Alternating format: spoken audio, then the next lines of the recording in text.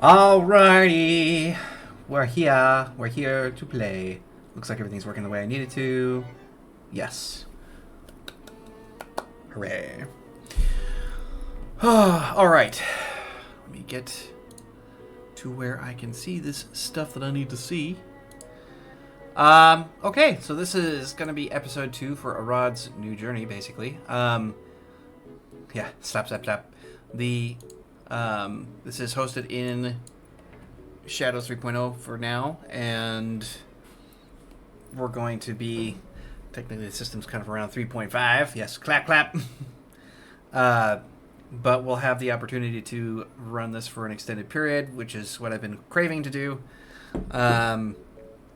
Yeah, so the last one of this, last episode, we had a situation where Arad was kind of able to see what had happened right towards the end of the original campaign that we had some years back. He was there at that critical moment. The god Inky managed to open him a pathway into the future, which he took with pure faith, coming through and finding himself in a situation where the balance was yet jeopardized again, but in slightly different ways.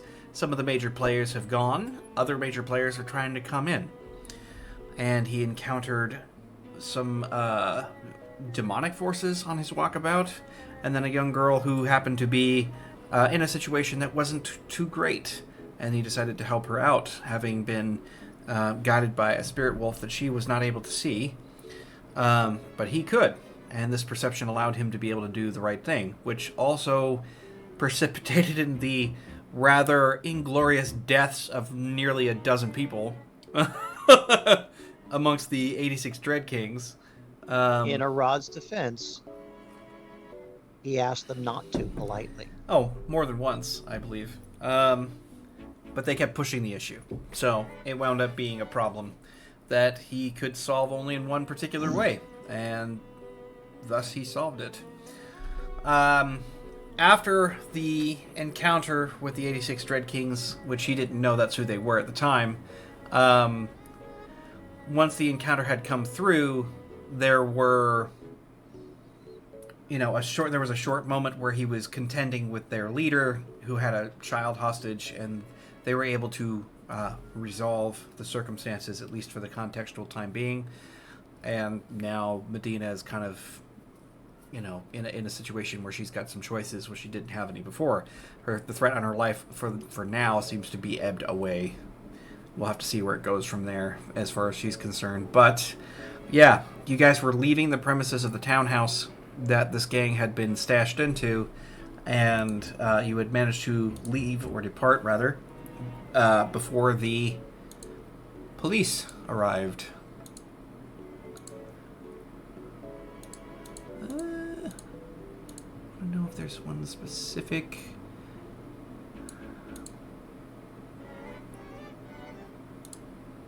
Nope, it's not that. Gotta find the right thing.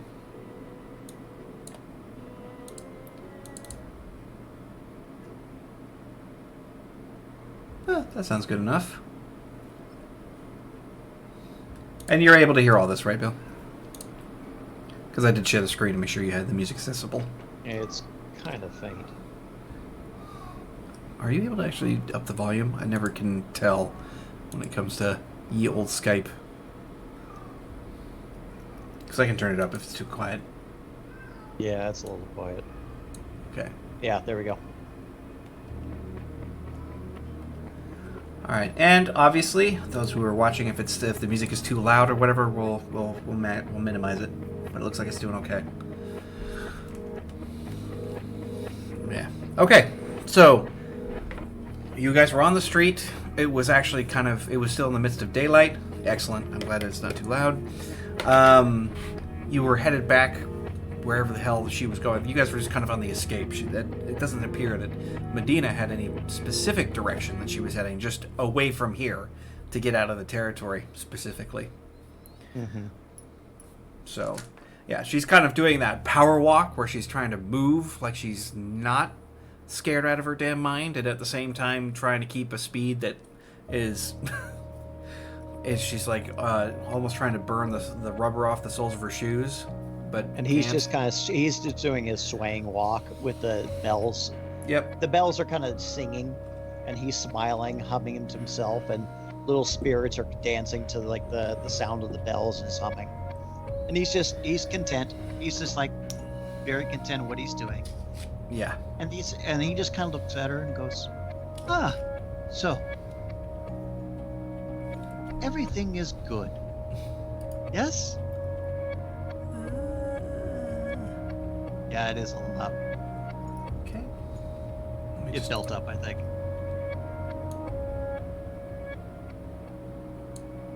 Okay, turned it down. There we go. We'll get it adjusted so it's coming through all right. Yeah. Yeah. So he's just like, "Everything okay now?" She's just sort of like, okay. I mean, like, I don't even know how to process what I just watched. I mean, she still got the gun that she was told to hold on to, and she realizes that it's just kind of in her hand, and she stuffs it, like underneath her like short coat. And she's just like, Jesus. He says, "Well, I mean, I did warn them." Yeah, you did warn him. I can't. Yeah, no process. Like she just. I'm not even certain I know exactly what to expect, but that wasn't it. I'm gonna have to still leave town, but I doubt they're gonna be coming after me anytime soon. They're gonna be after you. Oh, that wouldn't be the first time. But I still have some business that I might wish to take around here. But I am a bit curious. And he just looks at her. Is the spirit wolf still with her?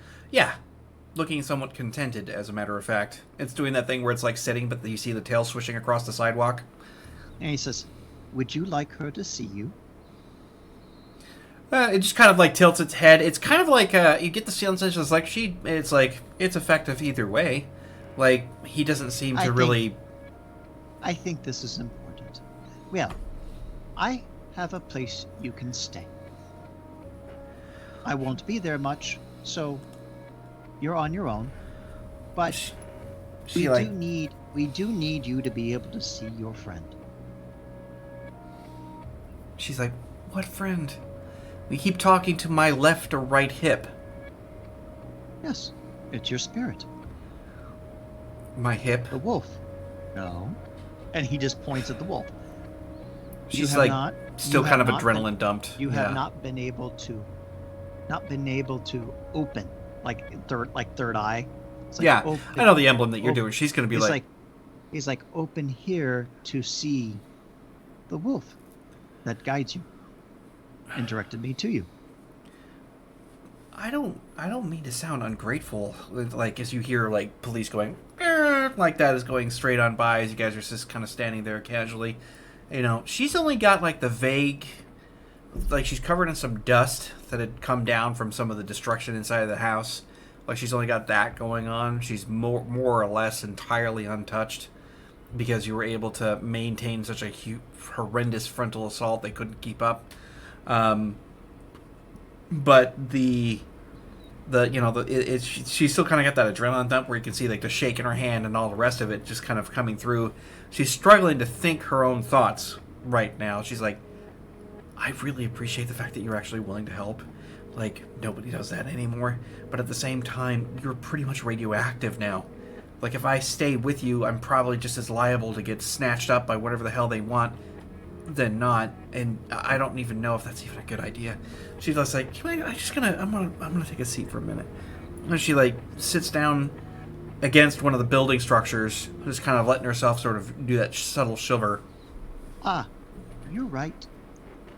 Let us leave. And he like calls like a transport Right. because he's like because he can't tap the other. I keep on doing that and forgetting that he doesn't have a left arm. So he just looks at and he just calls for a transport.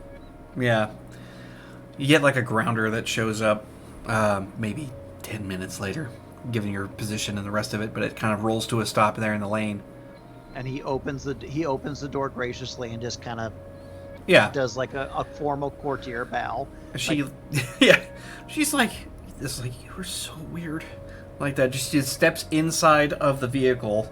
Were you going with her, or were you just sending her off? I was going with. Okay. And he got in. He says, "Ah, you need a new place to go that is safe. I know who to talk to. But first, She's like, uh-huh. but first, you need to speak to Wolf." And then he gives the directions to Central Park. Right. He's gonna take her to the center of the forest where she Right. can commune with the wolf, and then because he's just being pig-headed Harad at this point. He's like, "Nope, I know exactly what to do, and this is what we're doing, because nobody else has an idea." Well, I mean, he's been taking commands all his life, so he doesn't know how to Just- people. Yeah, well, he's peopling just fine. He's just old-fashioned. All chivalry Yeah. is practically dead at this point. Because he still thinks he's in a high court. Yeah, as a question here, do you recall how long it was to reach where you are now from Central Park from before? 2 hours. 2 hours? All right. Because it's Daedalus belt to Central Park. Yeah, I got some things hammered out, so let me see if there's like a bit of a discount given the distance, etc. Guess I'll do that with some of these things. Yeah. All right. How much did that cost me? Because I forgot we'd spend money now. So it's 2 credits a minute. So in other words, you got 120 minutes roughly, but it's going to be a little faster due to traffic. So it'll just be about 1:33. So it's 93 times 2. Let me get a calculator out. My God, that's stupid. Pew, pew, pew, pew. That's I been need to you put this on entire silent. time? There it So, goes. Because that'll just keep going off. I get bombarded all day long.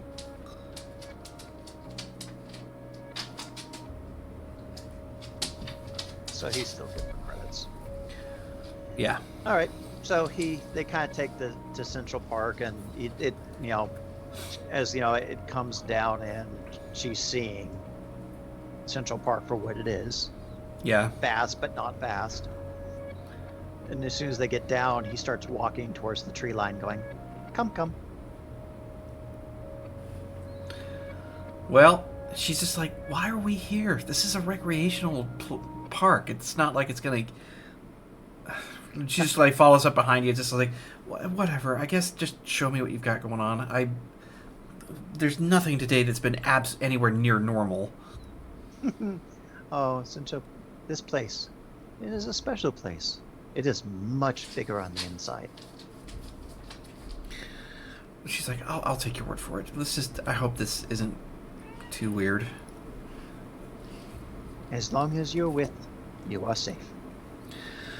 Well, she follows you. Where do you take her specifically? Just take her to the cabin. Oh, And yours? yeah, because it's a center point. Yep. It's got Fae all around it. So for him, it's a very spiritual area. It is, yeah. She still doesn't seem to notice any of the Fae in the area, despite the fact you still perceive them. She does not. But she looks at the cabin, she's like, what, do you actually, live here? Yes, on and off through the years. She's like, does it even have plumbing? Plumbing. Yeah, like water coming out of sinks, toilets, stuff like that. And he just points like at the outhouse. She's like, oh, no, this is like Evergreen Wild West. What is this? Oh, it's home, but you don't have to stay here. We're just here so that we can get you in touch with the wolf at your side. And he just looks at the wolf and says, "Are you ready?" I think she's been shocked enough, don't you, to be open? And he just waits for a response from the You wolf. just hear this like it's kind of that sort of unknown sort of like maybe we'll see. It's like, all right. And then he just says, and he just kind of sits down in this little glade area by the pond that's near his thing. Says, Ah, just sit down and breathe. And he takes her. He just takes her through. He's like, sit down, take her, and see if she joins him. Says, come, sit. And he's like patting the. Well, I mean, at this point, because of the fact that what she's seen and the rest of it, she's not really going to go against what you have going on. So she tries to participate to some degree. I'm gonna do an occult roll to see what he can do to help activate right. spirit. Release her sight. Whether he needs to call upon the Fae around him or things like that. Okay, 16 for occult. Well, in this case, she's just kind of like having problems because of all of the things that have happened so far. So her immediate impulse really is not to get more information, but to have a lot less. She's resisting it very heavily and trying to pry that door open with, say, a Fey crowbar or something like that could be more devastating. She just needs to spend some time coming down off of whatever sort of noxious type experience that she's been dealing with. One second here. I have to take care of this little stowaway.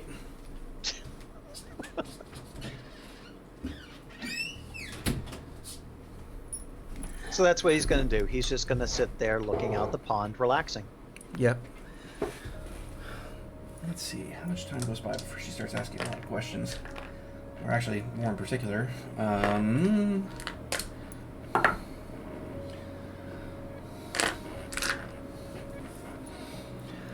Maybe about an hour or two. It's getting towards the mid-afternoon point, I think it's mid-afternoon. Because you guys kind of hit sort of early-ish at the townhouse, if I remember correctly. The sun is starting to kind of move in the other direction, heading more towards the jagged shapes of the city buildings. And as it's going down, she's just like, "What are we doing? Like, you haven't told me much beyond like breathe and sit and whatever else. I don't know what else there is supposed to be happening." Oh, you've had a very long day. Clear mind. Look out. See nothing, be nothing. I think I want a hot shower. Nothing can harm you here. She's like, why? I don't get it. What do you mean nothing can harm me? It wouldn't take much for somebody to just walk right up the path. Oh, my friends would tell me. She's like, I don't know whether to think you're crazy or if you're just super strong and crazy. He just kind of laughs, and the bells kind of like echo and harmonize with his laughter. It's just like, oh, so many people have said that. I've been wrong. So wrong. I guess I'll just stay here for a little bit, but I would kill for a hot shower or something to eat or anything that just, I don't know, helps normalize this down a little bit. Ah. Eat. I will go find food. Okay. And then he says, and then he just kind of looks at the Fae in the house. He says, "Hello, little friends. Can you let me know if she needs help? But keep her safe. Yes, yes. She is our guest. She is our guest."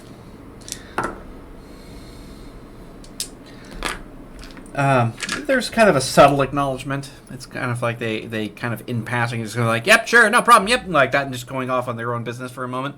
It's probably about the best you'll ever get from this kind of Fae anyway. Yeah. The little sprites of light just kind of zipping past, going around in various directions, and they just kind of keep doing that very same thing, but you're confident they heard you. So And he sighs a little bit and looks at the wolf. You'll come get me if you need me, yes? It just lays down, just kind of looks at you as sidelong. It's kind of like, of course, that kind of thing. He chuckles. Okay. The music does not make me feel good, but okay. It wasn't necessarily meant to be that intense. I wanted more. So he's gonna do survival and tracking rolls to just go. We hunt McDonald's. Anyway. We hunt McDonald's. Yeah. Well, I mean, in his case, it makes perfect sense. Yeah, he's just gonna hunt. He's gonna hunt like maybe like a rabbit or two, and then gather up some non-hallucinogenic mushrooms. Good. Like he's gonna forage Rabbit a stew little with a bit, side of psilocybin. Yeah. but he's gonna be doing it quick because she's used. He recognizes that modern world likes to do things now. Yeah. Instant gratification is kind of a thing. Okay, survival 19, Okay. and then 9 for tracking. Well, not too hard. You actually come across some pretty interesting small game. Several rabbits, in fact. It doesn't take long for you to decide which one is going to be appropriate. And rabbit's good, so easy to cook, Yeah. easy to dress. Plus the That's pelts what he was are, thinking. yeah. So he got a couple rabbits. He got a couple, found some black truffle. Yeah, I mean, you found some good stuff out there. I rolled really well for what you would actually discover as your meal for the evening. then And he comes because you're back- so extremely practiced at this, you can field dress your game very fast. It does not take long. Okay. Oh, she's seen enough blood, so he tries not to field dress it around her. Right. Yeah. I mean, I actually used to do this myself. You have to go down the middle, remove the innards. You have to clip the feet, and then you just take it. Once you make an incision, you just take the fur, peel it all the way off, so you just get the meat. Yeah. There's a lot that goes into it, but like I And he said, gets the motion is back. quick and expedient. He managed to, cut and fillet the thing to where it becomes just food. back, and then he just kind of he has a fire pit up front.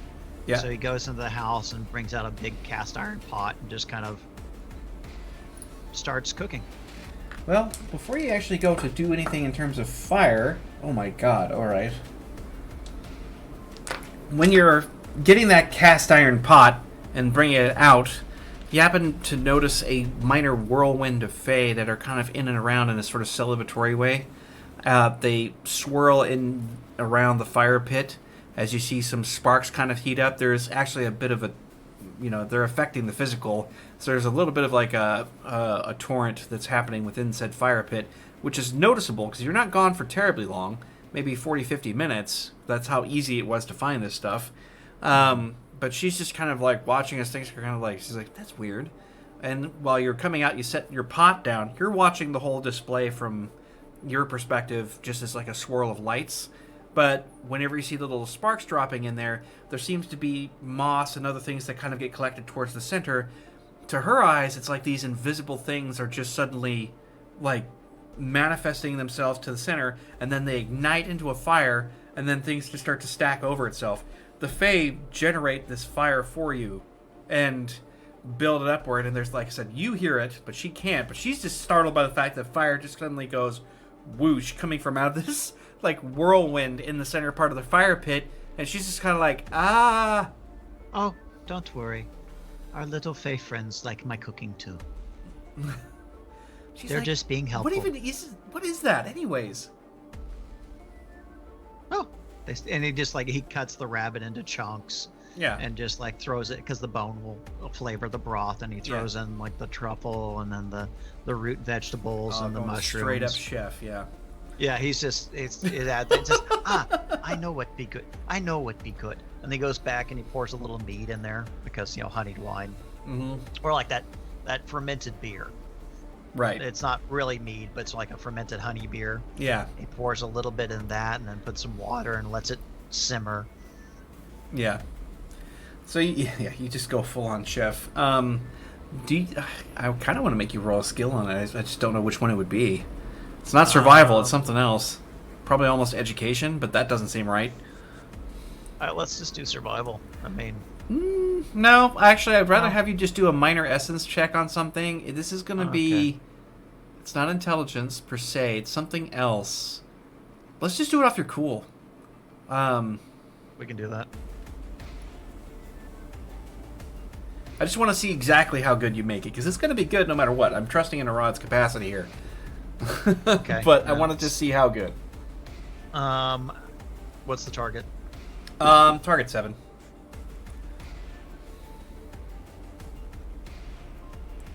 Nice. Goddamn. Yeah, that's really good, dude. You make like a 2 Michelin star meal out of a damn rabbit. I mean, he's got a cool of 7, so Yeah. All right. that's why he's so unfazable. Oh, that's pleasant.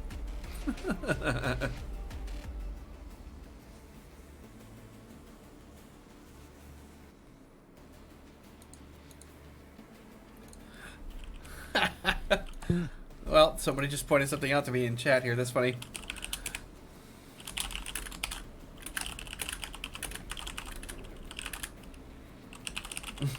Shadows. Yeah, that was an error, but that's fine. I'll just fix it post-production. It's no big deal. Boop. And then he pours a glass of the fermented beer, and and actually pours a bowl of it, and then sets the bowl aside for the Fae. Yeah. As she just basically watches the level of the bowl go down. Yeah. Well, thanks for pointing that out, Brad. I mean, she's just kind of flabbergasted. While it takes you a little longer to get the cooking right because you're getting things properly prepared, it takes a minute. Now, this is where her experience gets to be kind of strange, and you happen to see and notice this. First of all, she's witnessed something that is on the caliber of supernatural that can't be explained, which has already left her, a bit more open to the possibility. Second to that is that she's having a meal that is, of the earth directly. Like, for pretty much everything is synthesized, massively incorporated, heavily infused, or synthetic soy. There's all kinds of other junk that's going on in a lot of the main food. And when she's getting into this, what you've prepared satisfies something that you understand to be very crucial, like in the way that, humanity has been built that has forgotten. They don't understand much these days what it means to actually go out, find your food, and prepare it in such a way and make it something else. And for him, this is just a sacred act. Right. Every even the hunt has a prayer. Even the skinning has a prayer. He's been singing the entire time. The bells she's jingling. been sort of stunned, speechless. It's like she can't really process, because we're talking about the collision of two worlds right now. One of the extraordinary past and one of the present future. These two things don't usually intermesh, but she's now kind of saturated in some of this stuff, and she's watching it from a different perspective entirely. There is that sign, or at least a spark, that signifies a shift in her mentality, especially towards you. It is one of those that it kind of has this feeling of willingness to understand what more might be happening and what's going on. So she's like eating this out. Now, by the time you guys have gotten to the point where dinner is fully completed and she's just kind of sipping, probably, I don't know if you gave her any more of that because there wasn't like a lot of running water, so I assume you probably gave her some of that honeyed beer. Mm-hmm. She ends up taking that. She's just all like, well, the food was good, but this is probably what I've been eating all day. Like that, she just like sucks down some of it. She's like, I don't even like beer, and this is good. And he laughs with the jingling of the bells in his hair, and it's just pure mirth, going, ha ha! Oh, it is good to celebrate after battle. She's just like, for then you are truly alive. She's looking up there. There's actually starlight coming through. She's like, what? She pushing it straight through as like, the cloud cover is kind of dispersed. I don't So think they I've actually finished the- seen stars. This is the best part. And then he just kind of like he lays down on the grass with the Yeah. beer in one hand, looking up at the stars, going, "Watch."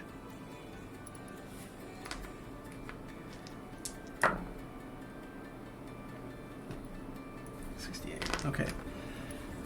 She's like just watching from where she's at. There's like little glints. You'll catch something like almost like meteorites, perhaps.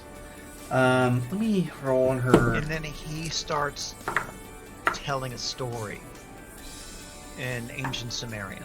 Right. He talks about the beginning, when the stars were first created by the gods. And then he weaves this tale. We're going to do a persuasion roll when he does this, by the way. Well, I think Because you might have it's already part gotten her attention. Well, it's just what he does. But either way, you anyway, can so- still roll it. I'm not saying no. I'm just saying like you've probably Okay. got her hook, line, and sinker at this point.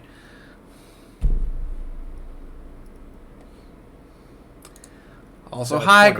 Graylee. Good to see you. It's been a while. Hey, Graylee.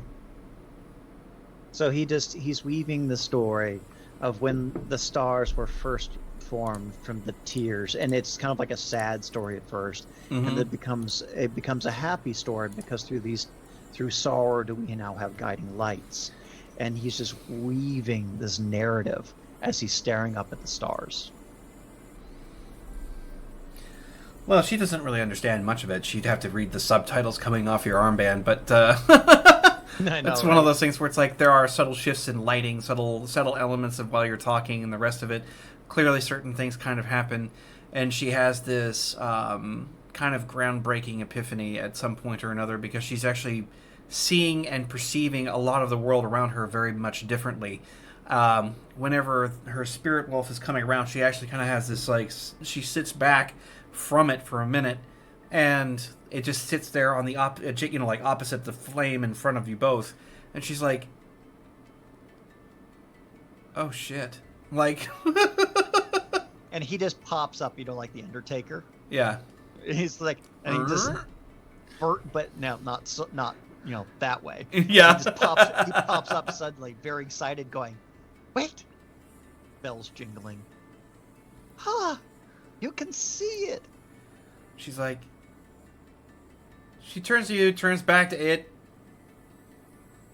Okay. Maybe I could probably stick around for a little while. Like, It's just good. This is your friend. Your friend led me to you.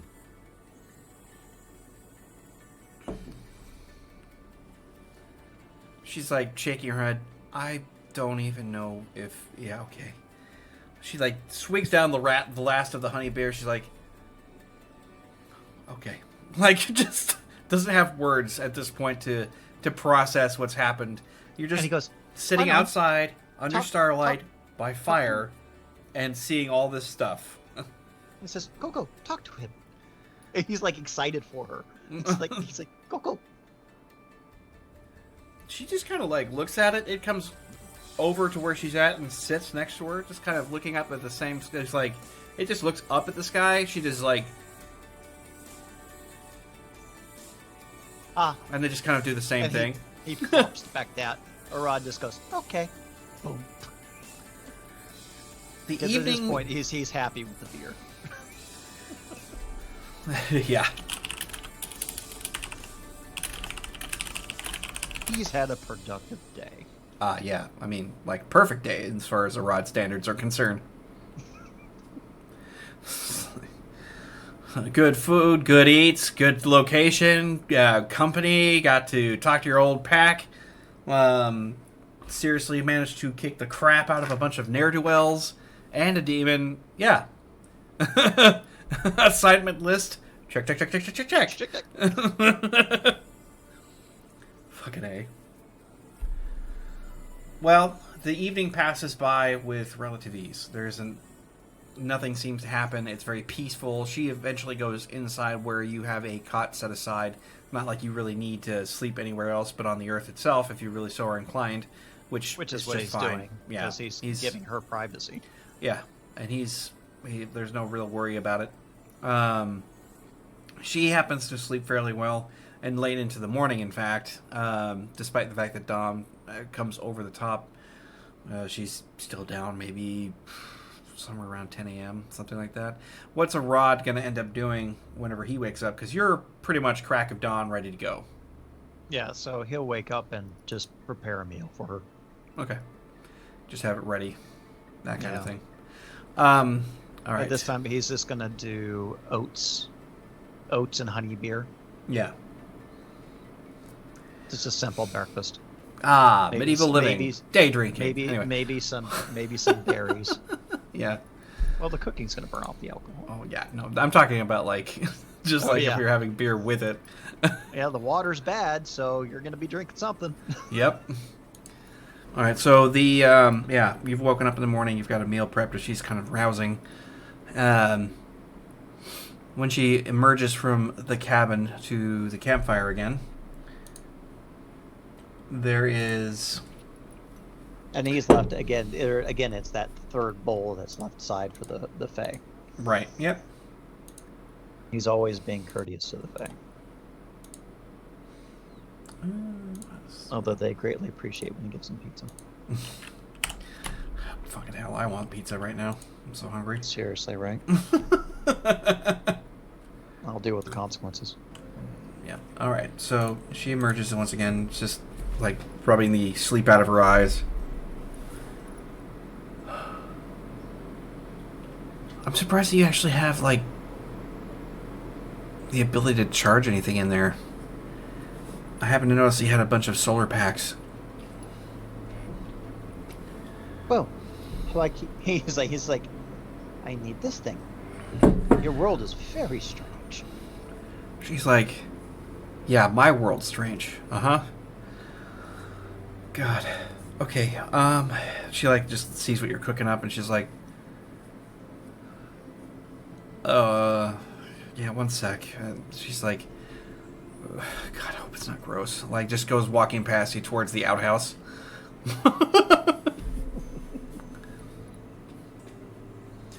And he's got it set up like the Romans do. Like there's a stream Mhm. going underneath that feeds it away from the house. Yeah. But you can take like the sponge. Yeah. Yeah. How do you It's use not the the- it's seashells? Yeah. That's yeah. It's not exactly the 3 seashells, but you know. Yeah, so she's kind of in there for a little bit, obviously sorting things out and how they function. But emerges again. She's like, okay, not as bad as I thought it was going to be, I suppose. I really do think I'm going to need a shower because by this point you're probably presenting her with breakfast. I imagine. It says, the stream is that way. She's like, it's going to be like this the whole time that I'm okay. She like takes it and starts eating and like kind of does this quiet, okay, this is really good, I'm just not going to say anything. But she's looking, it's like, okay, well, obviously I'm going to stay here. I'll figure out how to do the rest, I suppose. She's like following something. You notice that there's like very small hints of either sprites or some other kind of entity kind of in the area. I don't think I'm ever going to get used to this. She's just kind of watching things as they go around. Of course, her spirit animal isn't anywhere to be seen for the time being, but you know that it's close by. Like, you just kind of have a sense that it's there. So what exactly is it you're going to do? You said you're not going to be here often, so... I have old friend. He might help. Help with what? Oh, new life. Okay. Well, But I guess. still question why. Why? Why was I led to you? I don't know. Ask what's his nuts wherever he is. And he just kind of looks at the wolf and says, "Well, anything to say?" Of course, like I said, it sort of emerges from out of like a thicket of trees and other bushes and just kind of comes trotting out, sits next to her, and just kind of like it does that whole thing where it like she's actually noticing it now. So whenever it does like the nose impact on the side of the thigh, it's just you kind of get that sense of it's like she needed help. That was pretty much it. Just knew that you could see it. That's fair, I suppose. It knew I could see it, and it knew that you needed help. And I was there.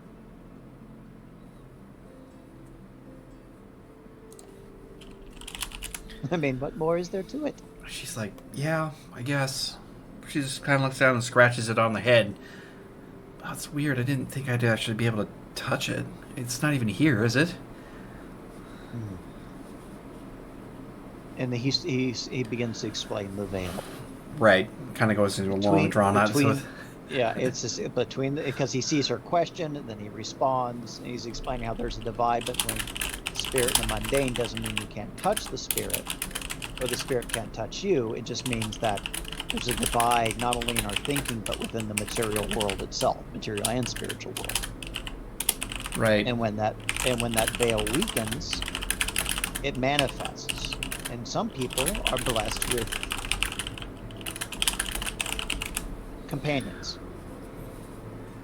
She's like, that... Yeah, okay. Well, either way, I guess I'm glad that there's, mouth dropping it. Like, I'm just glad that that you're not crazy, I guess. Especially considering what I saw yesterday, but I guess I'll just wait here then for whatever it is that you've got going on. Your old friend or whatever. Oh, let's see if he is still around. Uh-huh. Jekyll. Call Jekyll. Hold on. Well, he's still there, so I don't know. Does he have the same number, though? Maybe. We'll see. Is he listening onto it? It comes back with your contacts. It says, like, no number no longer in service. Oh, well. I wonder if he's still at the same place. Would you like to come? She's like, It's like you have if you don't anything better mind, to do. I actually don't think I would mind staying here. It's like, I can still hear the city, and that's kind of a good thing. And I don't want to be caught walking around at this time. So, I mean, go ahead and do your thing. And he just looks at her very seriously. Do not wander from cabin. 'Tis forest not same as Central Park. Some things outside of area very unkind. Her wolf companion just barks and startles the crap out of her. She actually does that whole like bowl like thing. She's like, "Yeah, I got it." So listen to him. She's like, "Okay, yeah, I got it. No worries. I wasn't really planning on doing much anyway today, regardless. So I guess I'll see you when you come back." There is dried meat, fruit, and nuts in the cabinets or drawers or baskets. And you'd call it your larder, probably. In the larder. Good. She's like, "Okay." Then he just looks at the Fae again. Aha, keep safe. I'll bring pizza. Right, there's like a smaller kind of silvery looking light, and nice Melf is just putting in the encounters already. It just goes like, the little silvery light just comes up in front of you, just turns like, "Sir, yes sir," like that, and he goes, boom. Excellent. Good. And then he gets up to go see if Jekyll's still at the old shop. Yep. That car shop that he was working at. Oh, yeah. Is that place still in business? He probably would keep it running if he could. Looks like that one's there. Okay. All right, so you go back into town.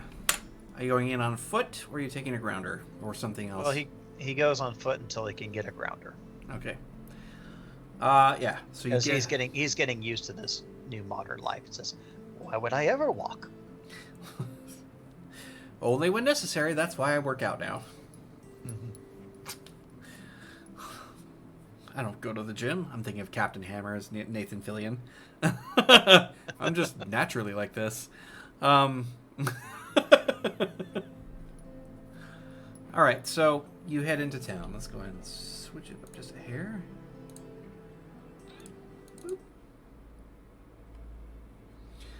Boop. Going into Night City, it doesn't take you long, maybe 20, 30 minutes clearing, the outskirts of Central Park. The sky immediately becomes cloud covered again, and when you emerge at the parking lot, there are, some grounders that are here.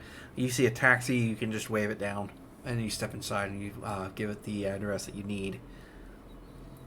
And it'll take you about, I think, from Central Park and where that was, if I'm somewhere close to like 40 minutes worth of a drive, so it'll be about 80 credits or so.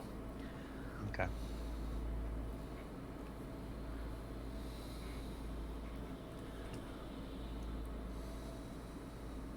Thank you. Yep. When you emerge, the name of the shop is different. You can still see that there's a lot of work going on in here. It's still a body and car shop, very much like you left it. It's got the two enormous bay doors, both of which are open. You don't happen to see Jekyll moving around in here, but somebody sees you come up, you come by taxi, is like, you here to pick up or drop off? He's forgot he doesn't have a shirt on, by the way. Yeah. He's just kind of looking you up and down. He just kind of acknowledges you anyway. Ah, hello, friend.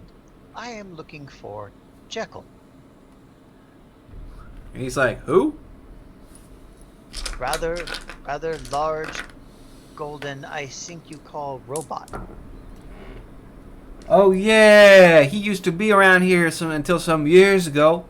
He don't work here no more. As a matter of fact, it's the whole place under new ownership. Oh, it is? But you know where he's gone. Well, he's just kind of like, scratches his head a little bit. He's just like, hey, Frank, like that. And shouts back to one of the other guys who peeks his head out from like the car bay. From underneath, there's the, God, what the hell is it called? It's just that, it's in the pit. That's what they call it. It's like this guy sticks his head out of the pit. He's just like, hey, what? Like, hey, you remember where that, like, golden god looking motherfucker, like, went? He used to work here. Like, it's something odd name. I think he still works around here in town, doesn't he? Well, it's like, yeah, there's like an old dive bar he still kind of hangs out at, I think. And they kind of rattle back and forth between each other. Whenever it comes back to, it's like, yeah, there's kind of there's a bar somewhere nearby.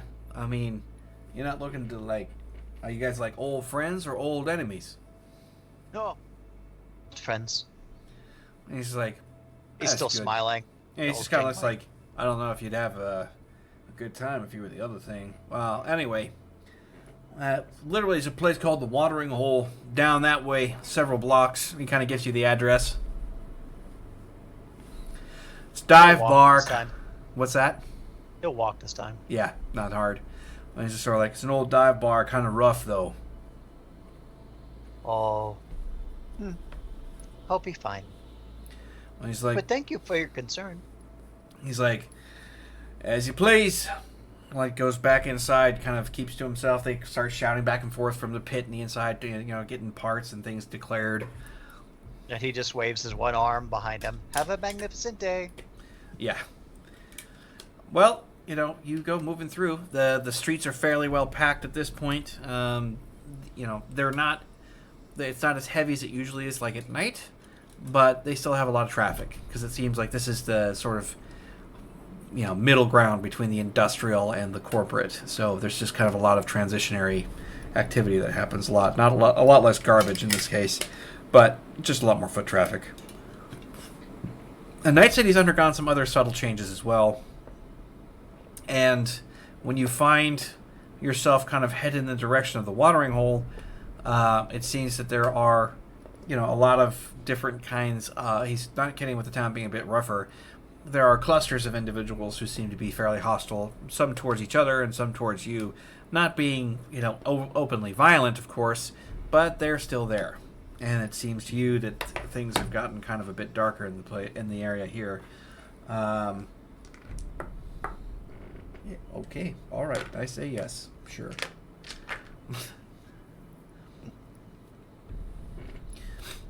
When you're bypassing one of the groups at this point, you find a smaller bar at ground level. It's got the hollow sign out there called the Watering Hole, and it kind of looks like a drain with water swirling around at the bottom of it.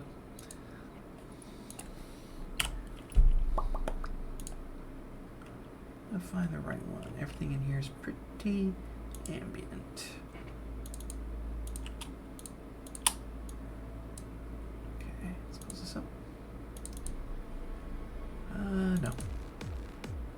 Yeah. There's just kind of this sort of weird music kind of thumping from the inside of it. Now, mind you, it's daytime, and you've only spent, I don't know, it's like 1 or 2 o'clock in the afternoon at most. You don't really follow the clock on your brace, but you just kind of have that going on the inside of the bar, and it's really low key, and still has people in it.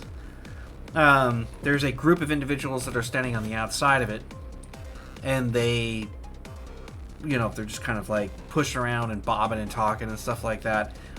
No charge or anything right at this time to get inside since it's during the day, but you can kind of hear the jeers and things like that as you come walking in. You don't have any shirt on or whatever. It's that whole, hey man, lives a bit, like trying to provoke you into a response of some kind. And he just looks down and goes, no. And he's looking for Jekyll at this point. Yeah. So I guess an awareness roll. It won't take much. I mean, you step inside to the bar where it's a lot more, a lot more noisy. You've got lots of people talking. It's that low hum all the time. You happen to take note of the guy.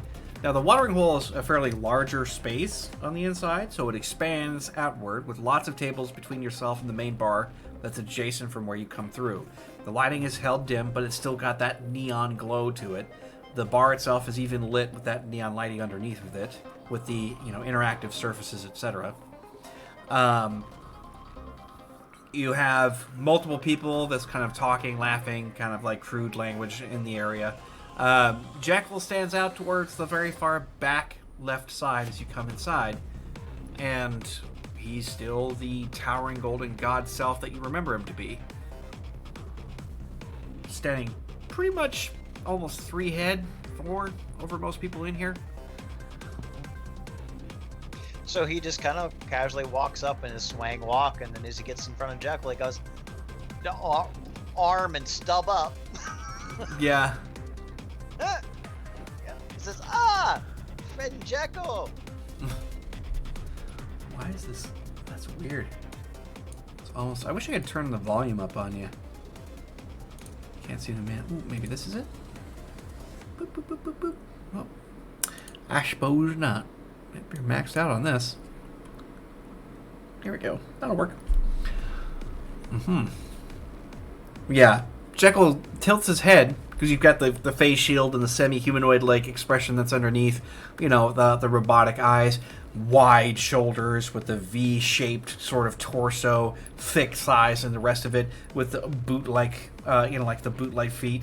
You still see, like, when he starts to move, there's that sort of, like, very subtle whine of servo moving. And he comes moving up to where you're at. He's even got all the same sort of spiky-like antennae. Whoa, what's this? Melf with the subs. Well done, sir. Now he's saying, oops, maybe he didn't mean to do that. Now you're number 1. All right.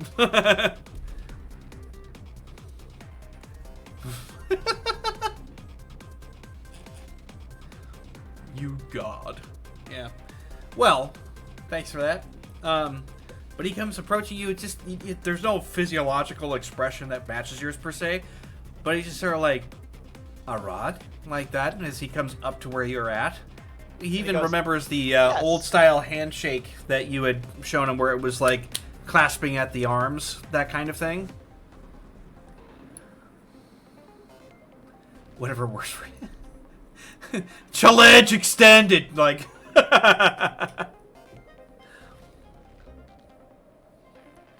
But yeah, he ends up trading grips with you, and he's just sort of like, it is so strange I have not seen you in many years.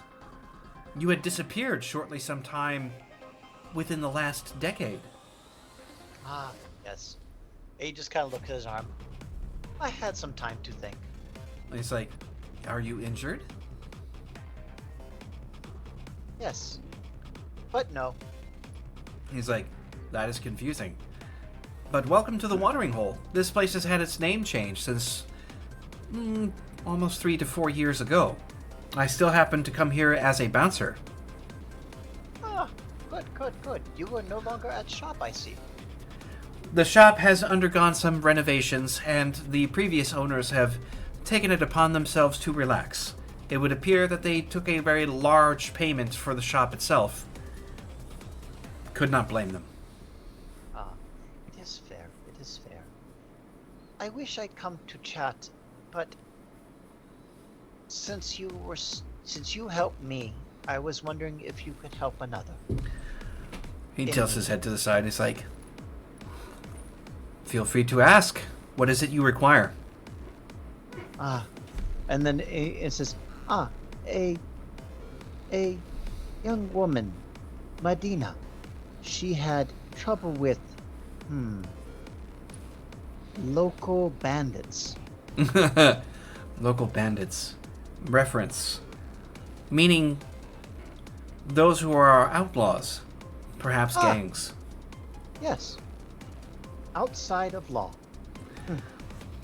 Good. He just nods his head a little bit. You hear like that. He's like, I might be able to assist. What is it that she requires? A new start. Not much. She seems resourceful. By a new start, are you asking for an investment of some kind? Financially? No. I could not, will not impose. Maybe help her find job. I might be able to seek out a means of being able to do just this very thing.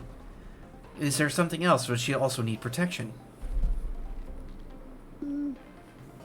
Potentially. Unknown. I do not know. As some of my own companions have said in the past, better to err with caution? Yes. That would be good. Excellent. Then you may show her here whenever it is that you are ready. I might be able to provide her with a safe place to be, at least for now, and I will assist her in finding appropriate work. As I am now indebted to you, should you ever require need. And he's like, you need not owe me, Arad, but it is good to see you. I thought you may have died. Was very close. Your tries to say technology. Technology. You hear him do almost the Google variant of pronunciation, but at about half the speed. It just comes out as technology. Like he just kind of... Technology. Very fearsome. And it's like, yes. And he just kind of waves his stump around. And it's like, is that how you lost your arm? Yes, I believe it was called missile. It's like, there's actually kind of you hear like that as he kind of like tilts his like, you are quite resilient. Yes. Well, I will be happy to assist. They don't make them like me. It's like, they don't make them like me either. And you actually realize that he made a joke, which is somewhat fascinating. His emotional maturity must have accelerated to some degree over the years. He's just kind of, Arad starts laughing and the bells start jingling because he actually got the joke. Yep. I got it. Yep. Wonderful. I will be ending my shift here shortly. I've actually worked a double today. there'll be no requirement for me until later in the evening. Good. Would you care to join me so I can make introductions? I won't be able to leave now, but you can always appear later. I will appear later then. We will see you then. I look forward to it. Like, he ends up clapping your shoulder for a moment and then goes back to his position standing at the corner watching the bar. Kind of smiles and just, heads out of the bar. He's going to head back, and then he's going to grab Medina and then introduce them at the watering hole. Mm-hmm. Yep. When Jekyll gets off his shift. All right. While you are walking and wandering back, there is kind of this odd feeling that you get in the back of your, like at the back of your neck, this like a not so good kind of sensation. You can go ahead and make me an awareness roll, please. 12. Got it. Well, the feeling kind of compels you to kind of look to your right towards on the alleyway section there. There's something of a silhouette that kind of openly vanishes for a moment, but it was there just long enough for you to notice.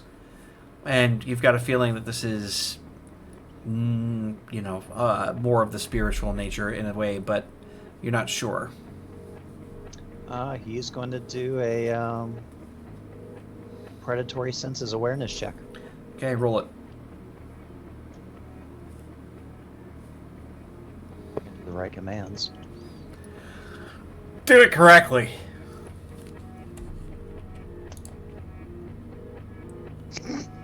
You don't see shit. You don't smell shit. You don't smell anything. Do you go into the alleyway to investigate, though? Yeah, he does. He sips, goes, that's odd. And then he kind of wanders into the alleyway a little bit just to kind of see if he can do the awareness check. Okay. God damn. So he does a 15 on his scenting.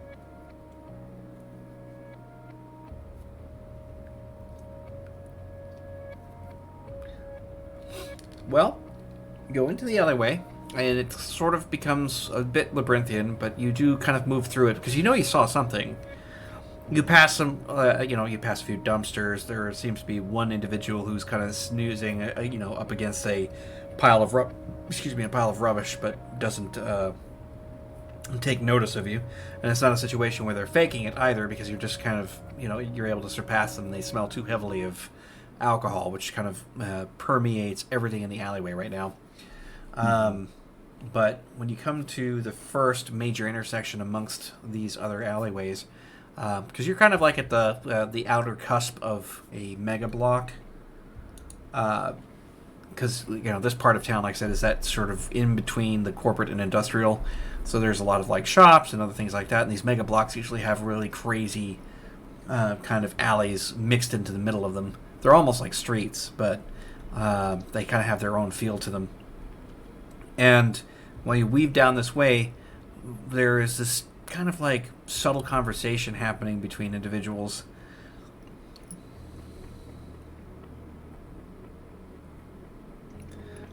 If you get down low, you'll be able to hear it because it's hushed tones.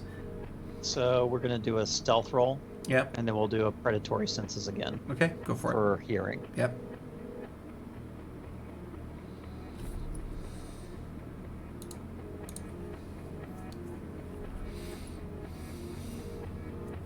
Oh my god. Yeah, no, he's actually going to concentrate, so we're going to spend some luck Okay. to make that just a 16. So 16 on stealth. Okay. Alrighty. So, yeah. And then listening in with an 18. Well, you come up to the edge of it and you can kind of hear some of what's going on. There are two individuals, two men in particular, who are having this discussion. There seems to be somebody who is in pain because you can kind of hear them in that same vicinity. There is the subtle scent of what is like gun oil and metal, and also the smell of blood on top of that. One of them is kind of like, well, we can't just necessarily leave him here. I suppose we're probably going to have to take out the trash the hard way. And you can hear the guy just kind of like do this minor kind of gurgle, like he's not able to talk. Something happened where like something must have hit his face or his mouth, but he's just kind of like, "Gah," like that, trying to make a protest, but isn't able to do so. The other one's like, we still haven't really managed to get exactly what we need out of him yet. And besides, being caught thieving maybe perhaps should be spread out more as a message through his current condition as opposed to one of assassination. The other one's just like, I don't really care. I just want the trash being taken out. That little worm deserves everything he gets. Besides, what's his evaluation of the individuals? Well, probably something along the lines of a situation that you don't have direct context of.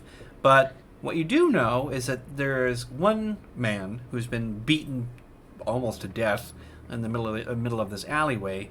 Two others discussing his murder, and it would appear that either they are going to move on from this point or kill him. You don't really know which because they're still in the midst of discussing it, but you know for a fact that that is exactly what's going to go down. They'll either leave him beaten in this particular fashion, which is okay, but they're also kind of, discussing whether or not they're going to have him slain. It depends on his moral compass and what he wants to do with that. So he got a critted persuasion roll. Okay. He's going to basically 28 persuasion. And he's just going to kind of move out of the shadows. Right. And so as he moves out of the shadows, he's going to sway the bells so that they're not startled. Right. So it's just this jingling of bells and a materialization out of the shadows. And a rod just going, or, and he's just looking at the poor, and he says, or, poor man. And he just kind of looks at them both. Has gotten the lesson you have taught.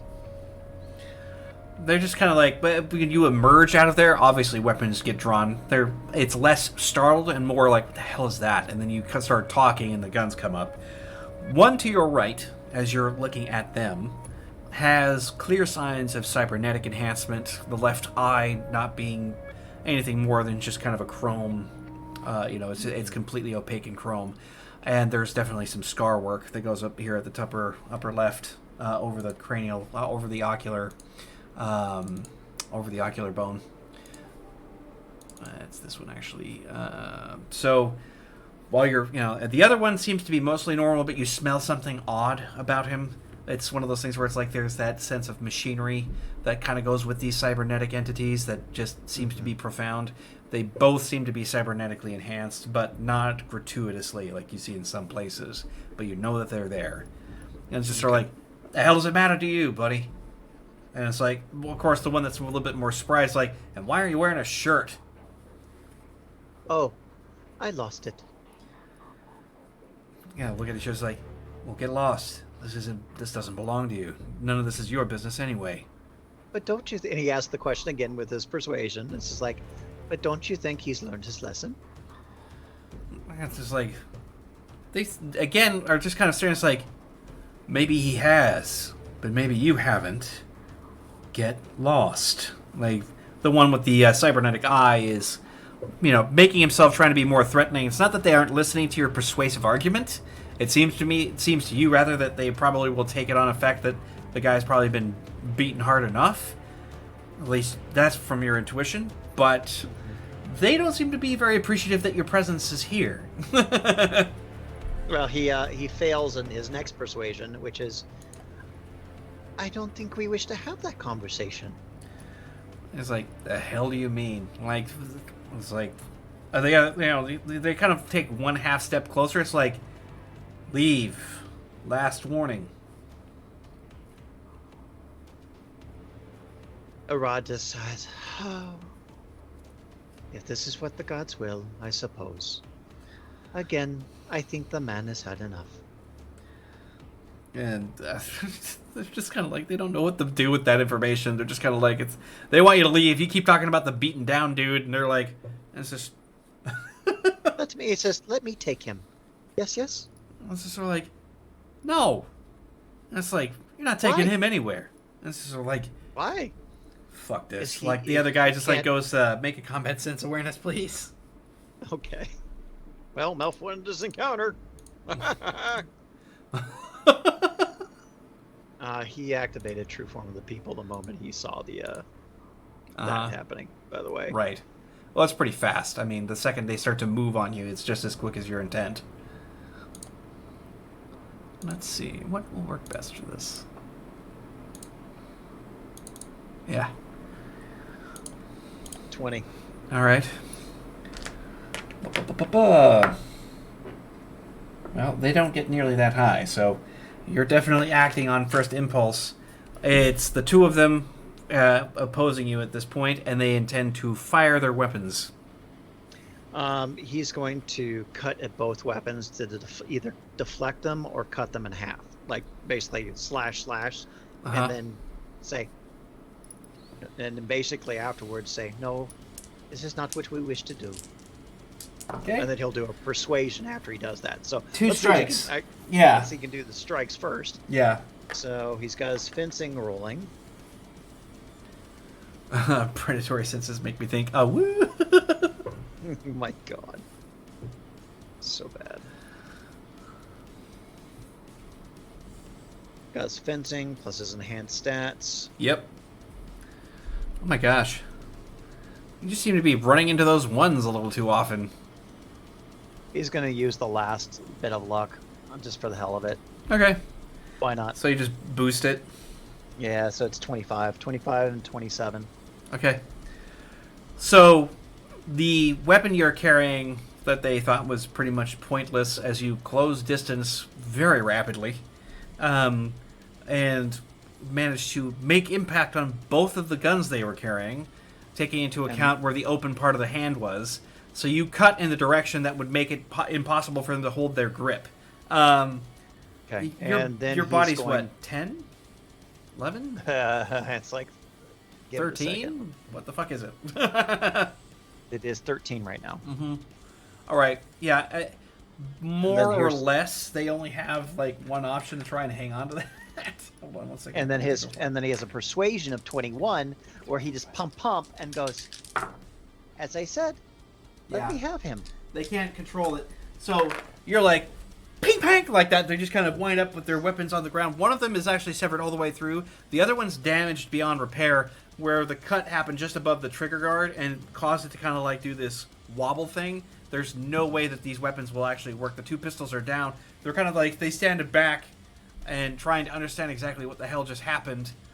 And then he puts his sword down in a non-threatening gesture and goes, I am dreadfully sorry. Again, I would ask in peace if I may have him. And that's the persuasion 21. Yeah. Alrighty. At this point, you know, it's kind of like they just kind of like they look at each other, look back to you as you're like basically just being polite. Also with glowing blue runes on your person there for a minute, and they kind of like fade out as you go into the non-offensive element. Is that a beagle emote basically? That's harsh.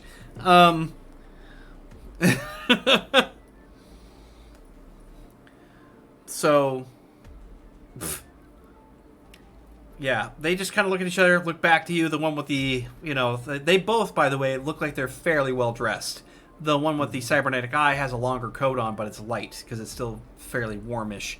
They just kind of hold their hands up like, all right, fine, like that. They go around at a distance and walk out of the alleyway and just leave the dude there. The guy's just staring, eyes all puffed up, lots of bruising and broken skin and the rest of it kind of happening. He's just got blood coming out of the mouth. His clothes are torn. He looks pretty bad. He just kind of like looks at you with the one good eye. And you can just kind of see like it's not like he can't say thank you, but there's just kind of relief in his face. He sheathes his sword and says, you made them very angry.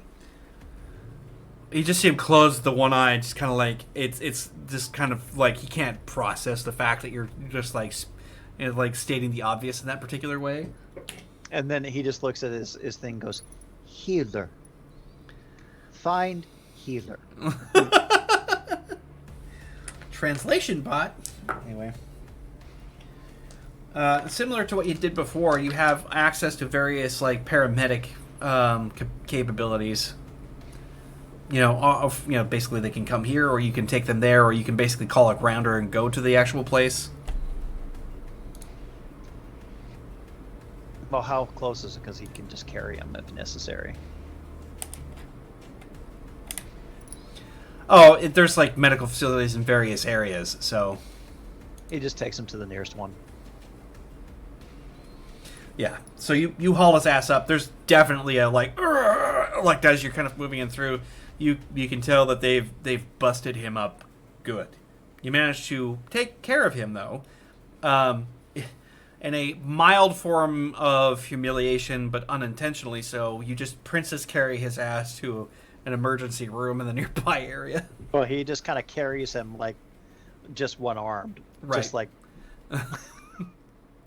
Well, I mean, you whatever way it won't cause his bones to break further is how you'll do it. But yes, Right. he looks like a child, even though you're somewhat. I think isn't Arad fairly short? Like he's not the tallest dude in the world, or is he tall? he's 6'1". I keep They thinking that were- he's short. I don't know why. I think of him like They were- Wolverine. Yeah, Like, they were I think of him like engineered. fucking 5'3" with a big sword. They were engineered to Yeah. be. I remember now. It's the monstrosity complex. Yeah. Yeah. Oh, that's a cool GIF. Nice one.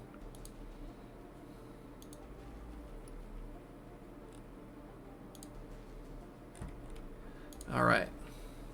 So,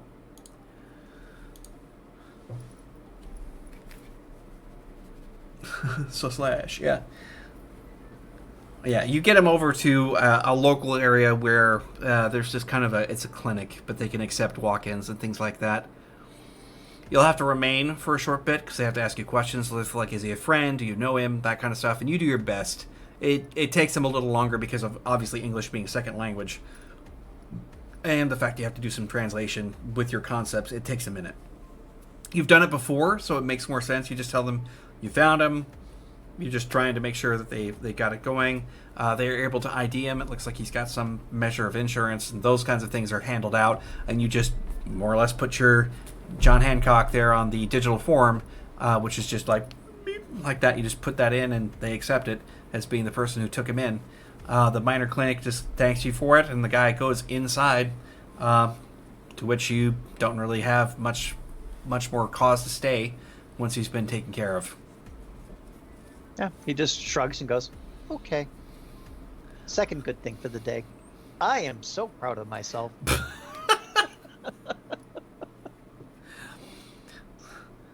He's just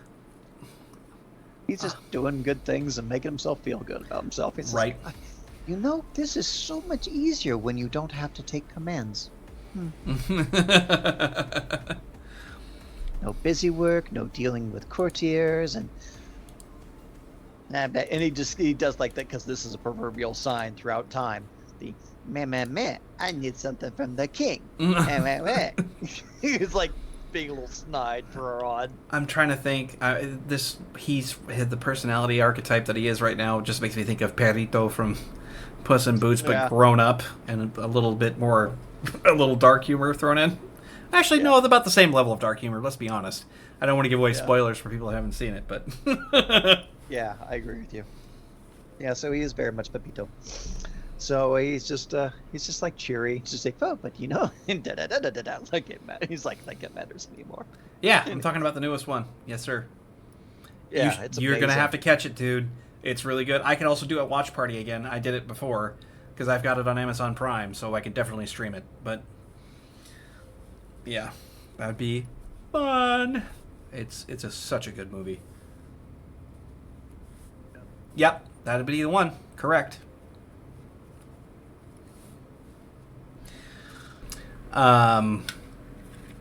Yeah, I mean, like you take care of this guy. Now you're just got to deal with Medina and getting her set up for what she's going to be doing next with Jekyll. Yeah, Jekyll.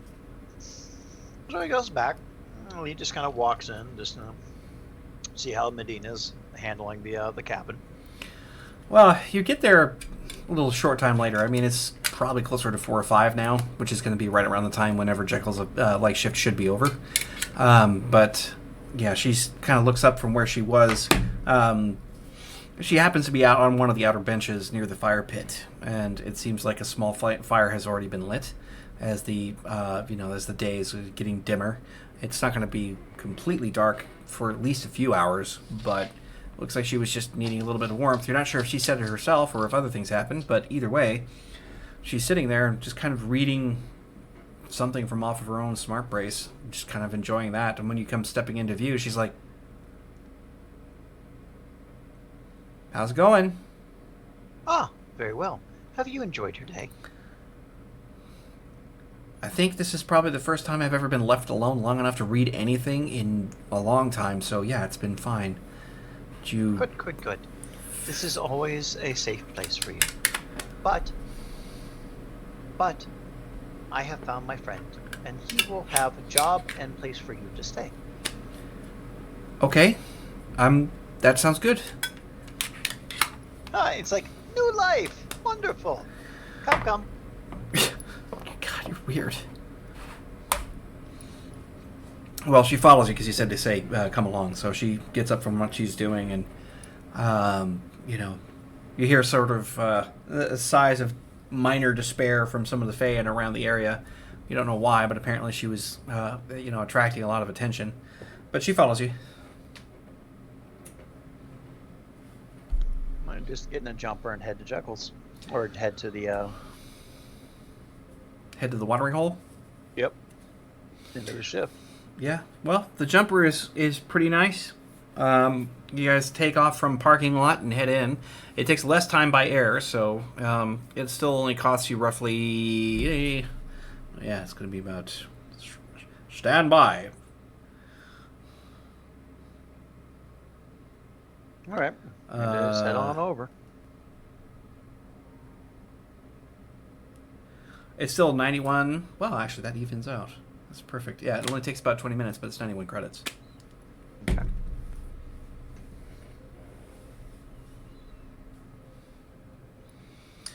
You touch down. Jekyll is emerging from the watering hole as you guys come out. And she steps out to see this golden robot, like 7, 8 foot tall, whatever it is. And she just kind of like looks back and is like, "That's your friend?" Like that as he comes approaching you directly, putting it together that this is the person that you were talking about as you guys see him on the street. Yes, this is friend Jekyll. Jekyll, this is Medina. And it's like he nods his head a little bit, holds out a hand for her to shake, and she's just kind of like tentatively puts it in there. He's just like all around the outside, and it's like, "I am Jekyll. Pleased to meet you. Trust me, I do not bite." He is a golem of the gods. She's like, "This is getting really weird." She's like, "Okay, Jekyll. Yeah, my name's Medina. Like you said, apparently you're supposed to help me." He's like, "I am. I fully intend to give you the necessary work that you will require in order to sustain yourself for as long as you need. We'll also give you a place to stay, at least for now, and I have been placed to put you under my protection. You shouldn't have to worry about anything, at least for the time being. Shall I take you to the apartment?" She's like, "How much did he pay you to do that?" "Arad has paid me nothing. This is merely an agreement among friends." She's like, "Oh, okay." As I would aid him in anything that he asks. And she's like, "Yeah, I get how friends work, but just... you know what? I'm not gonna... Let's go to the apartment. I'm ready for a shower." He's like, "You do appear to be somewhat weathered, although quite healthy." He looks over to you. He's like, "I have it from here at this point, Arad. I hope you have a wonderful rest of your day." And then he just does like a very courteous bow. Says, "As you have ever needed me, so should you need me in the future." And then he kind of goes on like spirits are dancing, and he gives his oath to Jekyll to aid him in his travels. Right.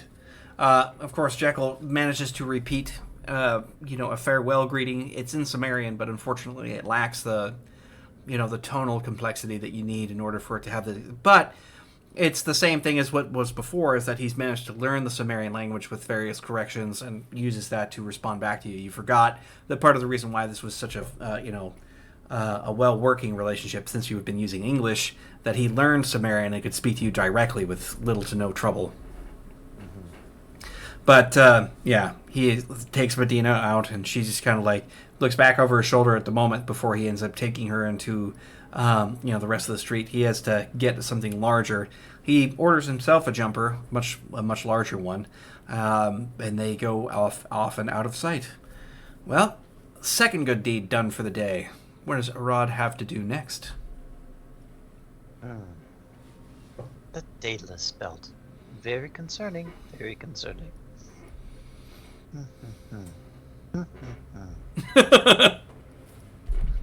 What to do? What to do? And he's just wandering and kind of mumbling into himself. Just, maybe Ivan can help. I was teaching. Maybe it is time. I think it is time. It is time. And he's just like settling his mind into like, it's time for me to show things. But, how can I show without my own wolf? That is concerning.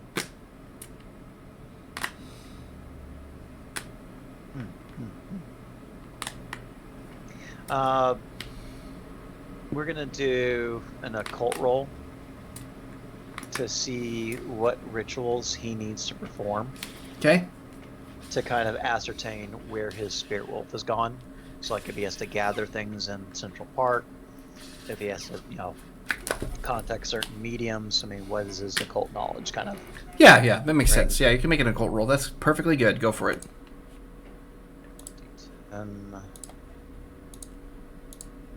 Where's occult?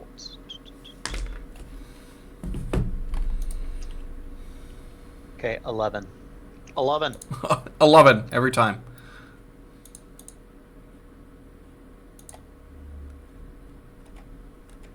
Oh, wow.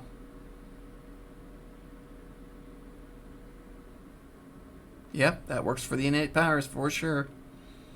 That's perfect. Minor aside there for Melth. Yeah, everything looks really, really good. I like the vampire sheet. I think you did great. Yeah, it's snazzy. 11. He actually 11. spelled it out.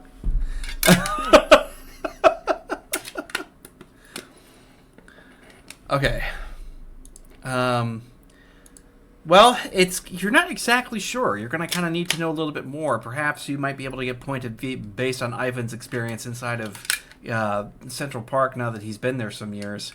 He seems to be a lot more matured from where you left him, where he was just kind of angry leader of a very angry set of pack of wolves, so maybe he's got more info for you. He might not know about the ritual itself, but he might know where to go to find someone who does. And that's what he does. He says, well, Ivan may know. I can't teach him unless I have my wolf.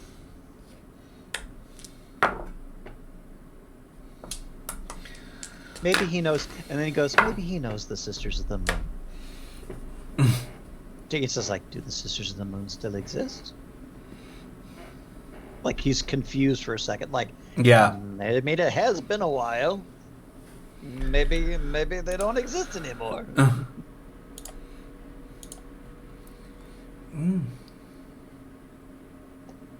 Okay, cool.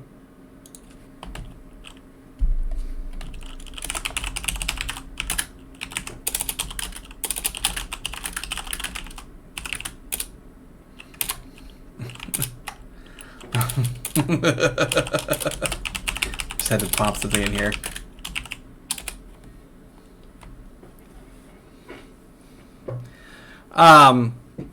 Yeah. So you're headed back to Ivan's. Yeah, because at this point, I mean, he, in meeting the higher demon from the Umbral realm and making the connection that all these shops are being used as a breach in the veil, like a direct invasion point that's been going on for how knows how long. He cannot do this without the resources of the Dreaming City. Yeah. And Well- the only thing in his mind is to teach the true form of the people to kind of get them back on track, or at least or get help. Mm-hmm. Like, I showed you this, you help me, or I show you this, you get back on track. kind of thing, and he's just kind of communing with that realization. It's just like, I can't. It just can't be done. Right. Well, And his sensibility is like, but I'm just a seneschal. I'm a rod. I'm servant of the king. How does a servant? So he's struggling internally right. with this. Well, actually, let me see here. We have. I'm going to.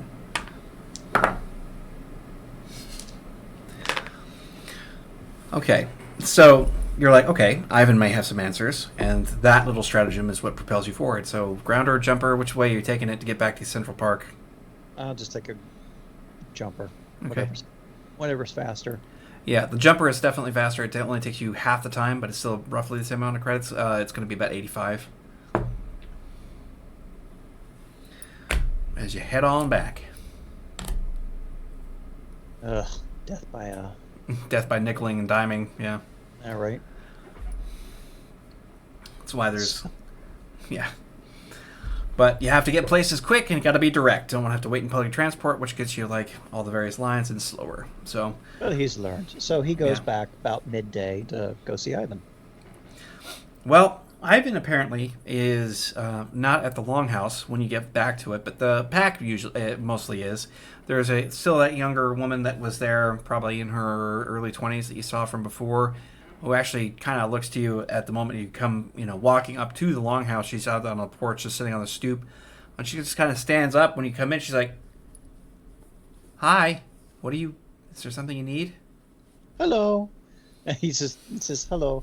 I look for friend Ivan. And She's he's just like- smiling. she's Bells like- jingling. Yeah, he's like, "Ivan's not here right now. Is there something I can do for you then?" I don't know. Possible. Are there any? And he says, "Are there any sisters of the moon left?" And he says it in the ancient Sumerian. He doesn't Yeah. know how quite to say it in. Right.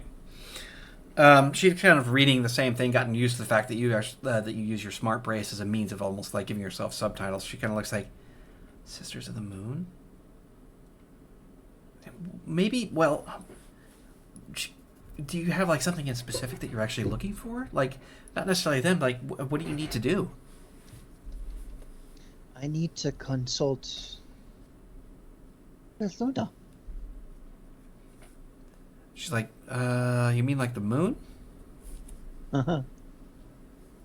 Yes and no. Luna's a goddess. She was the mother of all. Mother Luna.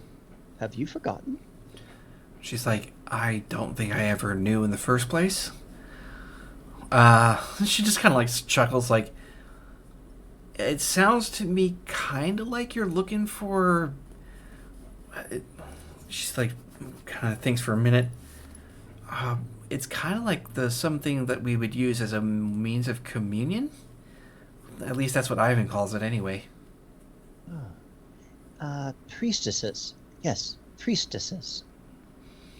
Well, we don't have any priestesses, but we do have a means of like doing communion. I guess it's, I don't know. It's like a weird sort of meditation thing that kind of happens every once in a while.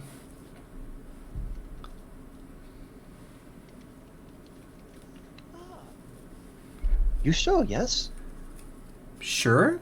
She's like, I'm not leaving the Longhouse for a while, so I might as well. Wonderful. And he says, sorry, I keep on forgetting that the army doesn't have. And didn't do that gesture. And he goes, It's just a stub. he goes, a rod. She's like, yeah, Lita. She's just kind of like, this way, come here. Like, she leads her around the side of the Longhouse and goes deeper into the wilderness. Lita, it is very much a pleasure to meet you. Well, as always, you seem to be kind of strange, but I don't have a problem with it. He just starts laughing and the bells start dancing. And he says, you are not the first to say this.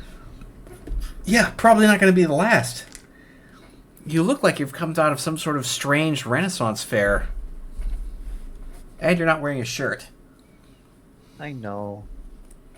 I liked that shirt. Puck gave it to me. Yeah, who's that? He just stops. Like, he just, like, Yeah.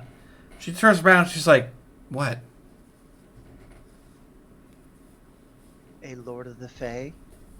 Puck. She's like, Mischief. Never trusting. No, She's- no, you should never trust him. But he does tell a good joke. she's like, I'll take your word for it. Like, that just nods her head. He just shakes his head. Ooh, it's just like, so much lost, so much lost. Yep. It's like, anyway, this way. There Sorry, he is, just follows Leda. yeah, there's a pathway that leads through. There's the path. It almost looks like a game trail in a sense, but it's just a well-trodden trail. When you get to the end of it, there's a small spring. It's not really large for the most part. She's like, "Oh, this is it." And like, there is water kind of drifting down into a pool that's sort of small. It doesn't really constitute per se as a. It's kind of a pond, but it's more like a water feature, just because it's not terribly big. But the natural water kind of filters in, but it never, it never emerges past the shoreline. So it's not swelling like it's blocked. So there's clearly some kind of like movement with the water and how it runs, because there's a smaller creek that moves into it. But it's also sort of open, so you can see upward towards the sky, which again at this point is mostly clear, given where you are positionally. You know, the deeper into the forest, things kind of clear up, regardless of whatever's going on. The feeling of the place is definitely one of, sort of a spiritual attunement of a sort. Sorry, I have to do something with my stupid chair here. So, gotta figure out how it's gonna fit in there, otherwise I'm going to start leaning backwards and it won't. It's going to break on me now, isn't it? I can't fucking find it. There we go. Did I get it? Nope. I'm screwed. Just hold my own ass up. High quality content. Me just I'm trying to get this stupid chair to move. Delivering that knuckle biting content. Yep. I'm kind of mildly shameless. I'm just going to admit that now. So the spring is, like I said, it's in a mildly open area. There's a nice thick grass that kind of goes in all directions underneath all the ferns, and it's just, there's something about the place that just has a well of spiritual concentration. It seems to be perfect for whatever it is she's talking about. I don't know why. He just says that something about water happens to make things closer. Kind of like it's easier to speak to the other side whenever there's enough water around. Apparently this place has got it pretty well worked out. Strange things happen here. So 7 occult roll, which he fails. Wow, just today alone. I know, the amount of ones that you've rolled has been a little crazy. It's catastrophic. And then he's going to do an awareness. 11. 11! Damn it. It's ones and 11. 1 and 11. 1, 11. 1, 11. Good lord. You need to put 11 as a special number in the, I should. in the CRB. You get 11. I should make it as some kind of thing that you can do is D19. D19.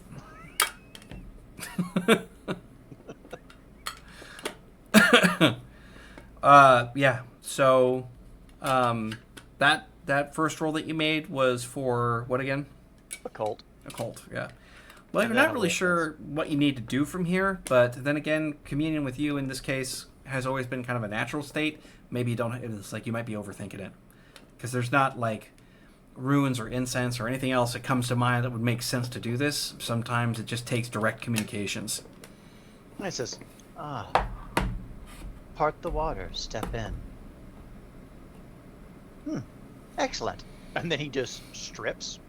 And she's like, "Oh my god!" Like that's like you go ahead and do whatever you're gonna do. She like goes to leave, and then says,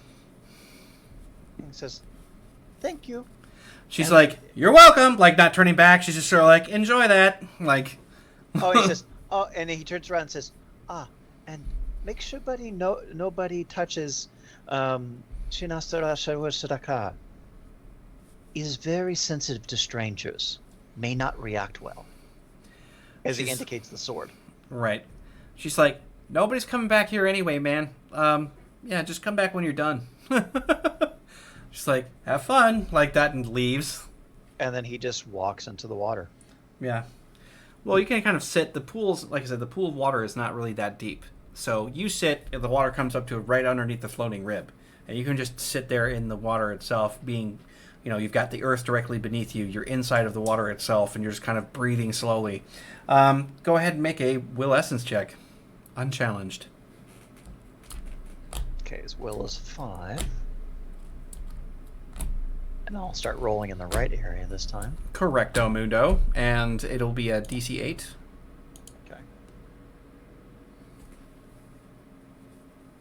Okay. Nice. I don't know why I'm so giddy about that language. Absolutely shitting me. No, apparently your dice really, really want you to suck right now. For those who can't see it, he got a -1 on his freaking will roll. So at this point, he kind of stretches out and starts floating in the water. So he's a little frustrated, like Arad in his cheery state goes. You end up taking a nap. While floating in the water. Yeah, you're just floating in the water and you sleep. Yeah. You have dreams that you don't fully recall, but when you wake up, it's night, and you're staring up at starlight. So it's been 6 hours, maybe. And he goes... You're very pruny. He says, "Try again." He needs answers. He knows this is the right place to be. Yeah. So we'll do another will essence. My God. Seriously? That... Gently caresses the orc's shoulder. Right? You're both uncomfortable. He gets one success. Yeah. Okay. So Good God. He's been there for hours. He's a shriveled prune at this point. Yeah. Ever fallen asleep in the bathtub? It's weird. 777? Yeah, right?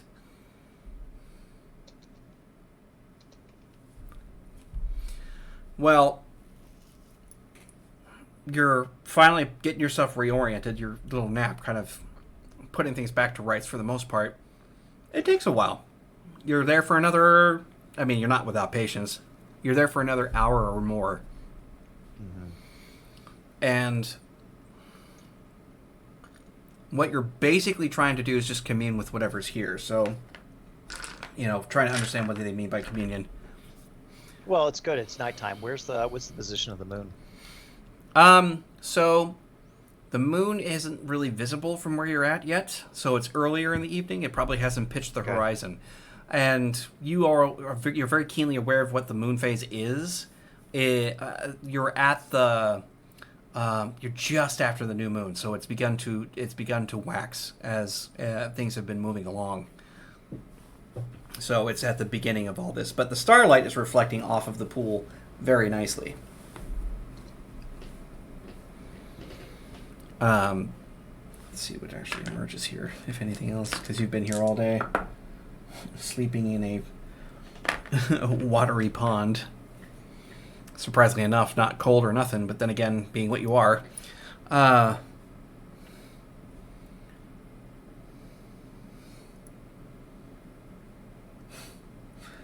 There's actually a small white cat, of all things, that shows up out of nowhere from underneath the ferns. It is not a physical cat.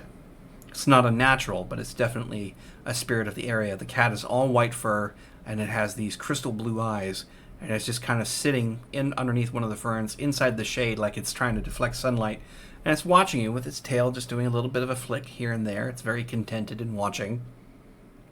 And they kind of sits up a little bit and goes, "Hello." It begins to clean itself, like it acknowledges you, but it seems to ignore you at the same time. Very prideful, like little creature at this point. Rod kind of laughs a little bit. It's like, oh, ah. Much like your kind since time memoriam, I see. Are you here to help? There's just a little bit of that, like that cackling noise that they can kind of sometimes make. You just hear a little bit of a snap and a bit of a meow come out of it. I'm wondering. I am seeking a sister of the moon. It stands up, stretches out, long for like the long forearm, then the back leg stretch. It kind of circles a little bit and begins moving a bunch of dirt and dust out of the way from something. It kind of goes a little deeper. Yeah, it's not like it's going to the bathroom or it's trying to bury something. It looks like it's almost uncovered a bit. It does another sort of like mew noise and then wanders into the underbrush, going away from now on, but it's left a bit of an indenture into the dirt from where it was sitting and where it pawed through. So he just kind of gets out of the water and walks over to where the cat scratched. If you're not sure if it's the moss or the absorption of moisture in your feet, but it feels like you're walking on a sponge. He's been there for a while. Yeah. Just had to throw that part in there. You do find a bit of an interesting token sort of in the dirt. Look, it was cold.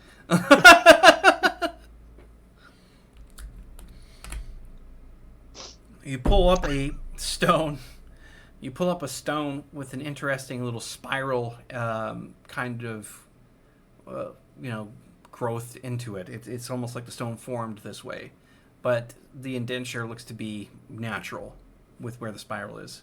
And it's also worn smooth, like it's been in a river for a long time. Okay, let's do an occult roll. Mm-hmm. Hopefully it's not a 1 this time. Not putting this into the universe. I'm not putting this into the universe. No, you actually did it this time. Big bucks, no whammies. Big bucks out. All right. Well, spirals are a natural occurrence, especially when it comes down to it. So, sort of a basic frontline concept that everything is inside of itself. A spiral. You have a definite, keen understanding that this is not this isn't your already from this structure. It's not an ordinary stone. But when you hold it, there is something of a spark of life to it. The stone's important in one way, and it kind of feels like it's a bit of a guiding post for you. You don't know why, but you can kind of feel a tingle to the surface of the stone. It's smooth and cool in your hand, but it also leaves that sort of tingling feeling, almost as if you've, like that same sensation you might get if you slept on your limb for too long and it gets that pins and needles. It has that effect in the palm of your hand. He's like, aren't you curious? And then he kind of holds it in different directions. When he holds it in different directions, what does he feel? It doesn't seem to give you any kind of remarkable, outstanding direction to move in. But if you hold it closer to yourself, there's this kind of like, a sense that you want to keep it, hold on to it. It becomes a little more prominent in sensation. So he just kind of looks at it and goes, very curious. I know. I'll sleep on it. And then he just got it. He just kind of, shakes off the water, puts on his pants, his boots, straps on his blade, set of career, and just walks back to the lodge with the stone in his hand. Well, when you come back to the lodge, you've got Ivan on the outside, like sitting on the deck that goes all the way around it. And he kind of sits up from where he's at, stands, walks up to the railing, and puts his hands on it, and just leans forward with a minor smirk on his face. He's sort of like, it's a good thing that I know you, and the fact that you're not a creep, or I'd punch your eye out for just stripping in front of my girl like that. Oh, congratulations. And it's like, not that kind of girl. She's more of a kid to me than anything else. Again, congratulations. And he's like, Children are the future. you're starting to sound like a billboard, Arad. Like, he comes around the corner, comes down the steps. Well, What's a billboard? he just face palms. He's like, brother, there's so much you gotta start learning. You gotta start picking this up quicker. Like, he comes up to you, he's like, you learn anything? You've been there for And then hours. he kind of holds the stone out. This. He says, Rita did not know of the Sisters of the Moon. And then when I asked the spirit, I received a stone. He's looking at it and he just goes, that's nice. He looks at the stone and he's like, that's weird though. Why does it have that design in it? Like, it's like, may I? Oh, absolutely, my friend. He touches it and he's like, like that. He actually drops it back in your palm again. You can see that there's like a subtle, almost like smoky burn to his fingers. He's like, he like pulls up your hand. He smells. He's like, how are you able to hold that?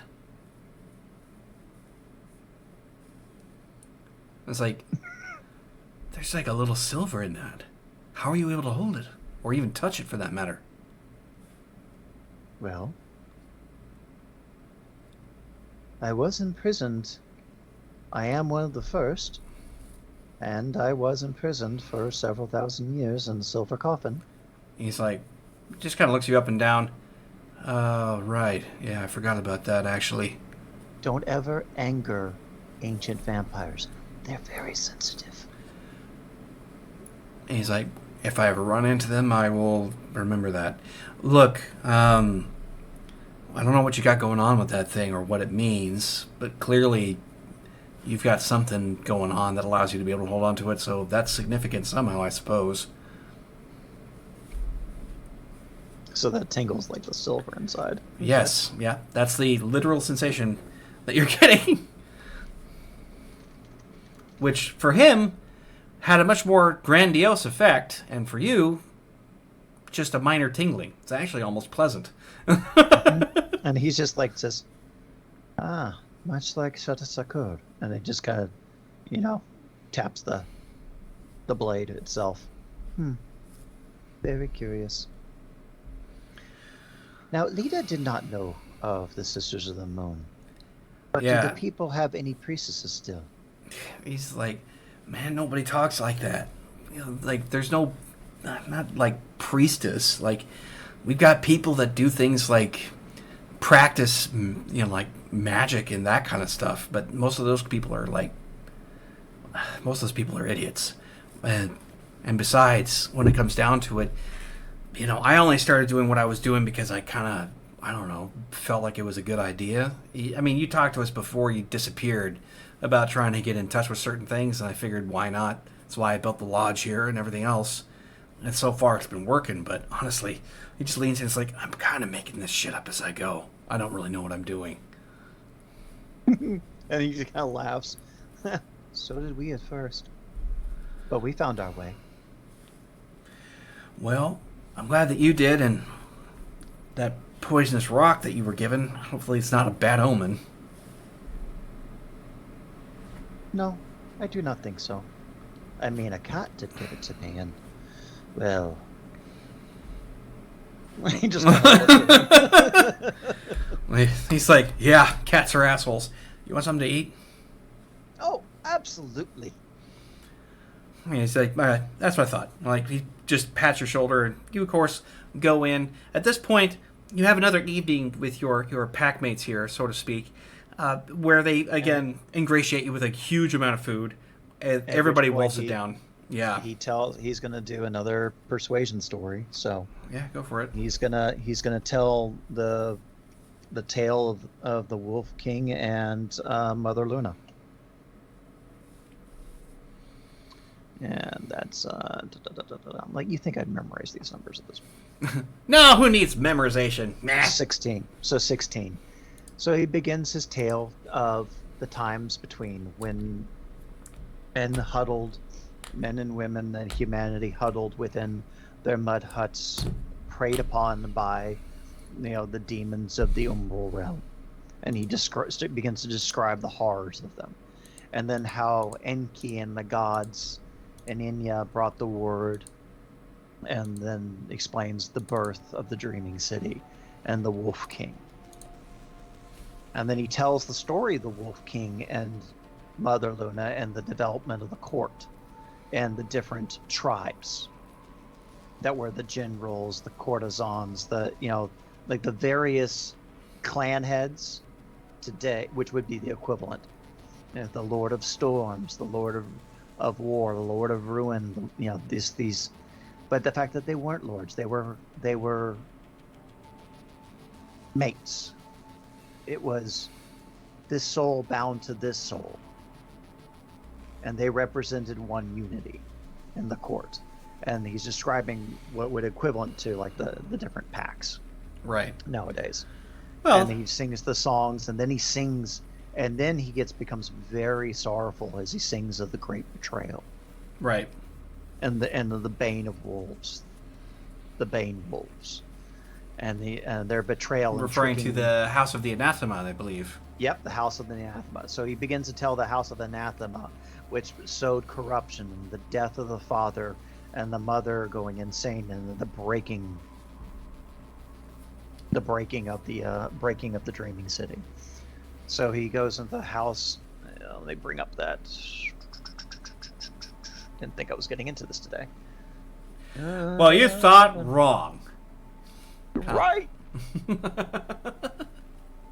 Gotta go into my book stuff. Okay. Okay, come on, load. Okay, it's under werewolf archetype key features. Because I can't remember where you put it in OneNote. It's going to be underneath the... okay, now you got me looking. No.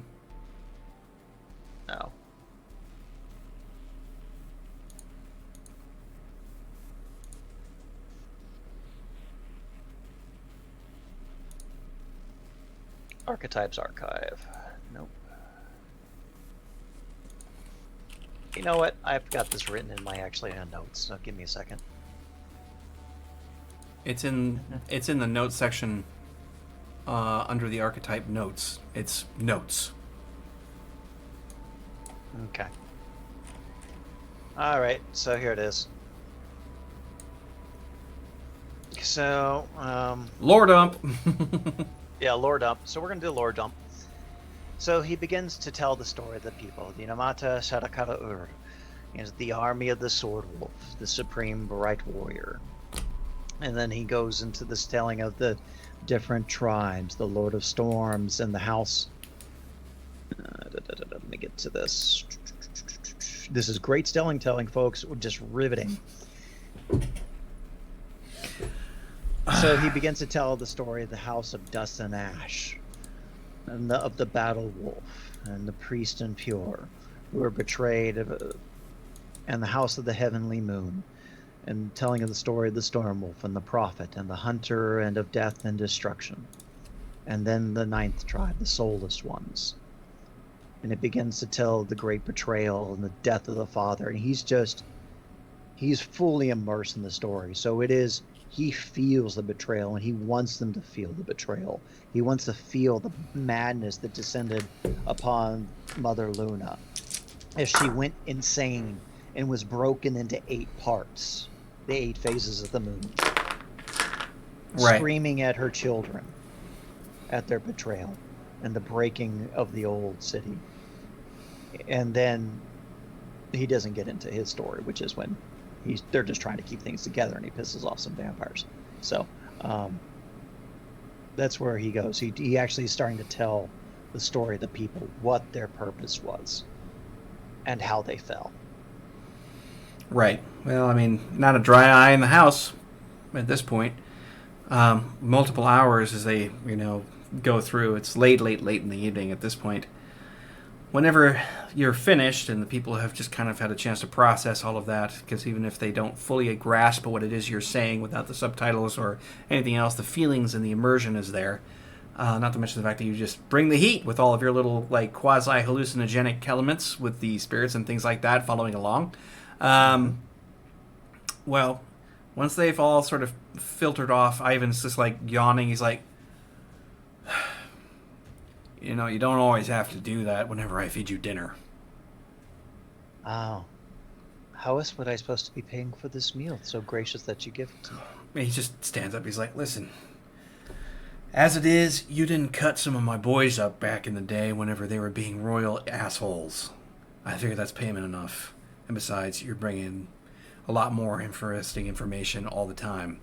But, yeah, just saying, you don't have to pay me anything. I'm going to get some shut-eye, but you're welcome to the outside. We even have a cot inside if you need it. But it's always good seeing you, Rod. Like, he just claps shoulder a little bit. And he clasped his shoulders. Was you as well. I think tonight I will sleep here among your clan, among the moon and the stars. Thank you.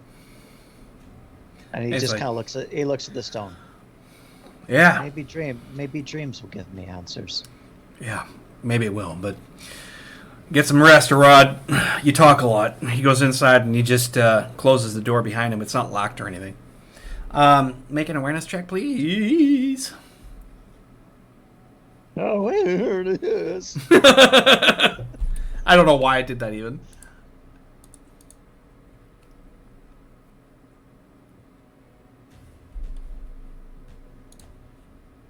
$18. Make it up for those ones. I don't know if this is going to be too intense. Yeah. Jesus. Yeah, this will be perfect. So you get a sense that something has shifted nearby at the outskirts of the territory of the lodge here. Oh my god. Wow. That's hilarious. Well done. Your encounter has been acknowledged. Which is funny because I was just about ready to bring in some interesting stuff, but you have this sensation that there is something at the very border of the territory to the Longhouse. Which means that it's just additional to what I'm already doing. It's not like this is what overtakes it. There's an additional one. What does his awareness tell him? Does it give him? Is it a good feeling? Is it a No, bad feeling? this is something of there is a spiritual darkness that travels along with it. So there's something here that could be a threat. It is not threatening. Let me put it that way. In other words, something dark is nearby, just out of view, but you know it's there because your senses are keened in, and you're also you're in the territory of your pack, which means that you're also aware of the borders and territory in which it pushes. So more or less, 300-400 feet past the main trail that leads to the Longhouse, you know there's something there waiting. He just lets. He is getting somewhat as annoyed as a rod can get Yeah. at things stalking him. So he just lets loose a low growl. All right. Yeah. And draws his sword just in full view of the lodge. He's Right. keeping the stone in his hand, so he kind of palms it like this, and he's got stone and sword in hand. Actually, you know what he does is he rips off some of his jean, and then wraps the stone into his hand because he doesn't want to let go of it for some reason. Right. Well, the entity doesn't approach. It just stands on the outskirts of the border there. And you won't be able to see it because the trail's not straight. It winds and weaves through as you go through, obscuring the Longhouse. Which just means that you would have to go and approach whatever this is or go to see it. But it, like I said, it doesn't move. It just kind of announces itself like it rang a doorbell and just stands there waiting. Oh yeah. So he's a little tired of this. So he goes with sword drawn and then goes up to it and speaks in full Sumerian in as commanding a voice as he can. Declare yourself. When you come around to the point where you can see who's standing there, a man in a well-dressed suit, since you're not rocking the veil vision at this point, is standing amidst, just there at the border point, but it's invisible. It's not like there's a line drawn in the sand, so to speak. It's just that he's standing there. He's got very expensive shoes with high gloss, well cut, well trimmed, pants with the full jacket and everything. He's just standing there waiting with his hands crossed in front, just leafed. And he's like, "Ah, finally." You recognize the voice. It's from a few days ago, whenever you encountered the same creature inside of a storefront. That is. Oh, God. I know it's Albatross, but what's his first name? Brewster. Brewster Albatross.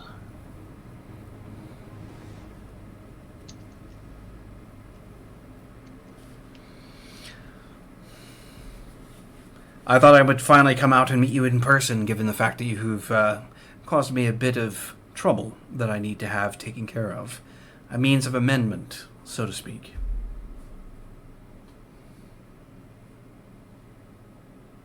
Curious, from one who breaks the veil. He's like, "Is that Sumerian that you were speaking a moment ago?" Let me oblige. He's still speaking Sumerian. Right.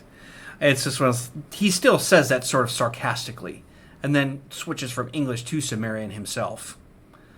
And he's like, "I too know the ancient tongues and am well aware of the presence that you give off. You're clearly not like your other kind. These pups don't even understand as to whom they're dealing with." Yes. And you should not be here. "Oh, I have all rights to be here. The veil is not what it was, and you are out of time yourself. Or I would ask you to fall upon your own sword to right the scales." Never shall it be. Stubborn, to be expected. I see that I was correct. You're of the old ilk, the old guard, as it were. Ancient, in fact, somehow survived something, clearly indicating your stump. That's fascinating for me to watch. I've never seen anything like you. You stand abreast something far more vast and incomprehensible than you even started with. And if you're speaking a tongue as you do, all of my indications tell me that you're actually doing exactly what your habits tell you to do anyway. Clean and sweep. Constantly.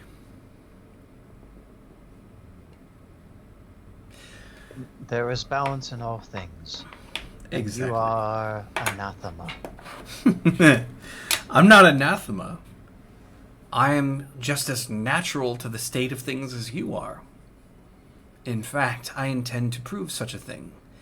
There's the matter of the loss. One of my clients was destroyed rather utterly under my care due to your presence and your lack of understanding of the circumstances, to which I cannot allow it to stand.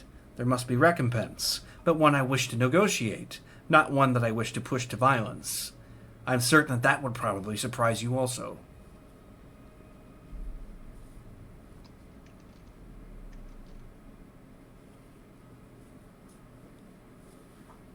How is it the loss of a client? And how is it not the breaking of the veil when you center a altar of sacrifice to prey upon humanity? He just puts it just like, demons gotta eat. Like, that just goes off to the side. Besides, his prey was already slated for death by fate, one way or another. It was just one of those circumstances that had to be handled delicately, and I have done so with those of whom I am partnered on certain contingencies. The man that you have, or the corpse, really, he kind of gets a bit of a grin in his expression there. The corpse you've defended was a criminal.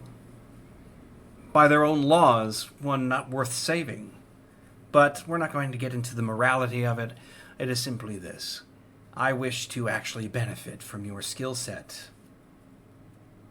And you can pay me back the lost respect that I have been owed for such a slight. It's something to consider. I would wholeheartedly request that you give it some thought when I provide you with the terms. at least give me the chance to go that far.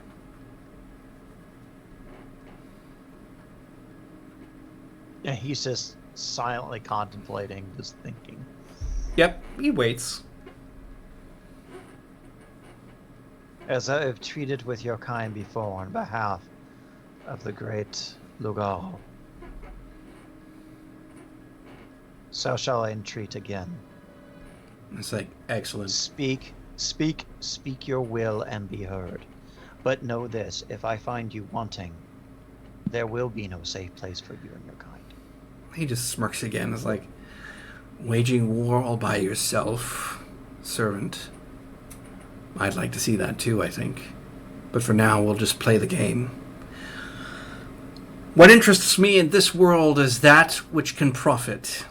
Any form of profit is good by me, and I seek to actually bear a fair amount of it. I make absolutely no attempt to conceal my own intentions. I desire a great deal. In fact, I desire to have it all, just like some of us do. But I'm willing to work my way through because it's very entertaining to acquire these things over time than just have it so instantaneously. Entertainment being the secondary element. But I have territories to control, things to manage. And you managed to do something that I wasn't certain was possible until, well, several days ago. Someone walked directly into my own territory and dispatched a client while he was amidst his dinner and his enjoyment, and then threw me into a minor level of quandary. See, those that I am partnered with have a certain ability to understand that discretion is necessary, and I understand this also, which is why I operate the way that I do. These demonic forces do not run rampant in the streets because we have agreements that maintain peace, as it were, a sense of understanding. You wage yourself as wielder of the sword, balance between what is in the veil and what is in this side. Well, I'm also providing a level of balance. My clients get what they want, discretion is afforded them, and they don't go overboard, finding themselves and their particular appetites out of control. I make a sizable profit, and my lifestyle remains exactly as it is. Cozy, comfortable, and building in power. As you can see, I don't have any interest in trying to lie to you, Wolf. I merely wish to make a bargain, one that will profit us both.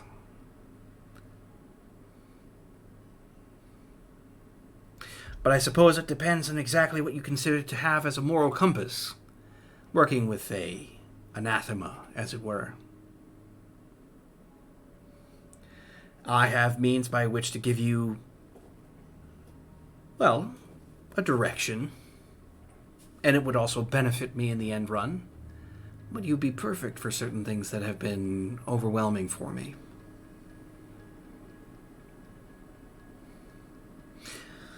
My business card has been a means of being able to follow you.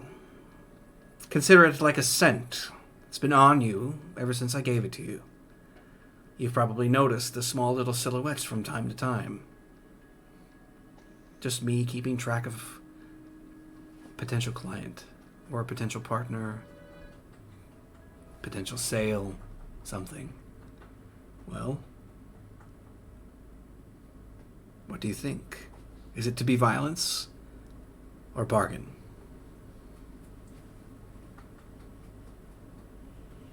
And he looks at him and says, "You say you respect the balance, but you want it all. In the end, your intentions are not pure. And you will, by your own accord, break the veil." Maybe there's been a misunderstanding. My intentions are exactly pure. I purely intend to succeed someday at acquiring it all. And over time I shall make that known, but I do not make any sense of mistrust. At least in this circumstance, I tell you the truth. You can sense it yourself. I have no intention of trying to color or reframe the circumstances. I have enemies I want taken out. You've proven yourself capable. I want to be able to put you into my employ so that it satisfies certain elements. A way of paying me back debts. Clear numbers, quantifiable. These particular debts can be cleared, at least in this proverbial sense. So, Yeah.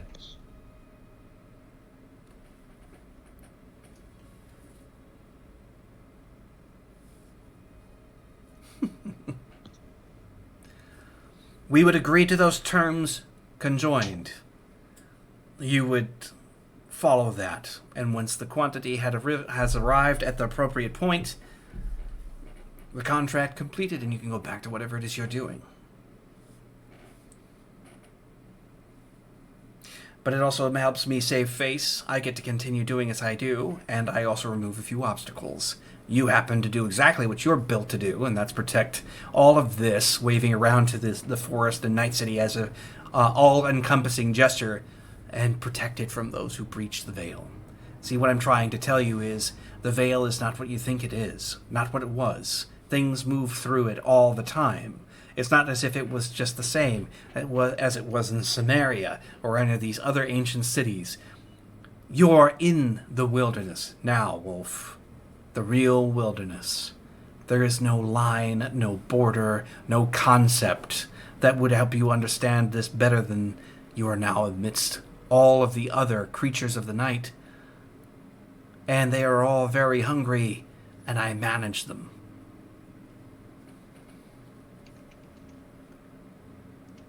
So I ask one more time. Is it to be violence or bargain?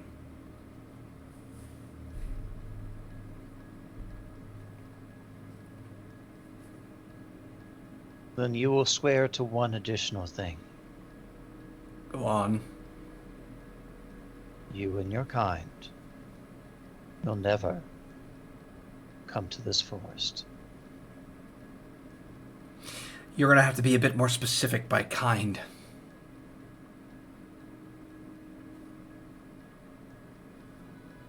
I do not wish to dicker with you, demon. He gets a bit of a smirk. He's like, as you wish. He just kind of chuckles and goes, done then. Here are the terms of the accord I wish to breach with you. And he pulls his hand, and there's actually an old style parchment. Not obviously Sumerian, it's much more close to medieval. But he holds the parchment. Of course, there's a ink, quill, and pen, etc. that immediately emerges onto. It's not a, what is it called? A POTUS, I think is what it's called. But it emerges there, and it's like, here are the terms of which I need to be taken care of. I will remain out of your way. My kind will remain where they are, not penetrating the forest. You will take care of 2 serious obstacles for me. Once these individuals have been dealt with, the contract will be considered complete. There will be no other requisition necessary.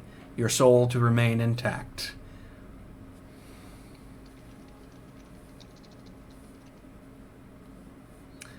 Same goes, man. Thanks for stopping in. So remain way. His kind will remain away from the forest. 2 targets. Soul will remain intact. No other conditions. Right. Nice, yay! Sweet. Oh god, that's so awesome. I'm downloading both of those. I think these are just pictures. That works. Yeah.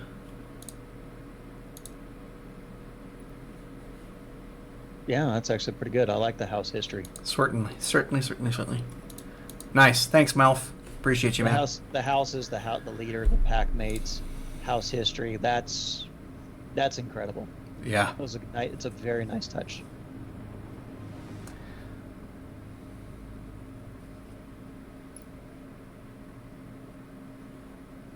That's your flavor. Yep.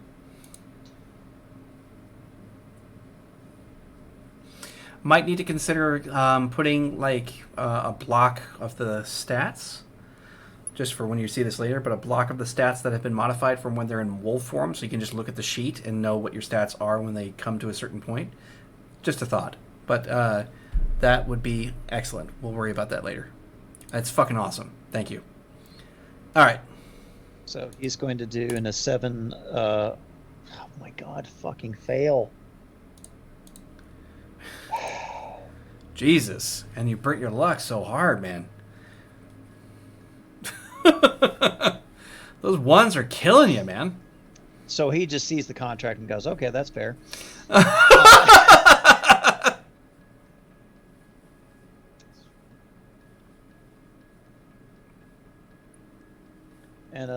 And a 14 persuasion says, and he just kind of draws his blade and puts it on the ground. But you will swear. You will swear upon the breath of life and bright weapon. Swear what? To your agreement. For the sword will remember. He just kind of looks to you and is sort of like, all right, then, double contract it is, I suppose. He's like, he gives the swearing, and he's just sort of like, though it's entirely unnecessary, the contract handles that. When you finish putting your own name there, the huge, long, multi-syllabic freaking like sentence of a name you have, the image and all of it dissipates entirely into a small cloud of ash and smoke that just kind of vanishes. Just a hint of brimstone to it. When he's like, excellent. Good. My people are now satisfied. Bloodshed has been avoided this night. You have no idea. And on top of that, I will be able to successfully handle 2 things that have been a bit of a thorn in my side. Other anathema I'm certain that you were trying to find and hunt. Speak the name of the prey. Well, one happens to be the form of the undead. Living yet not. Surviving on the blood of all those who live. Referred to as a vampire. You're familiar with them, ancient enemy. They are servicing a large, problematic competition for me in certain ways. Moving various amounts of cargo through territories that I cannot permit. And it's also obstructing due to some amount of violence that could bridge into a turf war where I am keeping some of my discretionary clients and their habits can't have disruption to what I'm doing. Exposure to these things, especially to local authorities, is damaging. It means that we're dealing with circumstances that I have to try and explain since I am, well, somewhat well-aggrandized in the corporate arena. Making these kinds of explanations could lose me those properties, including the loss of profits due to the fact that I'd have to defend myself from the legal standpoint. On and on and on. Oh yes, I almost forgot. As part of the contract, I would give you as a point of concession to prove to you that I actually mean what I say, and that I mark myself in truth. No amount of barter or trade or anything else will give it to you in quite the same manner as this.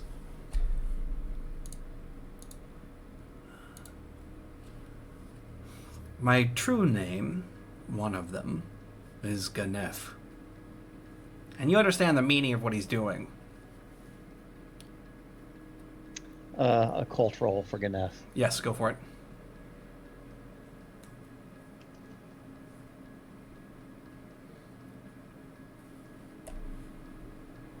Right. 9. Nobody else has a... Well, it doesn't take terrible much. You actually put it together. It suddenly makes more sense whenever he gives you the name. This is a demon from a plane of greed. It explains the reason why he wants everything. His focus is on profit. His focus is on acquiring and acquisition and more. But profit isn't the only thing that someone can be greedy for. He's old and he's powerful, but he's just kind of well, riding the wave, as it were, coasting.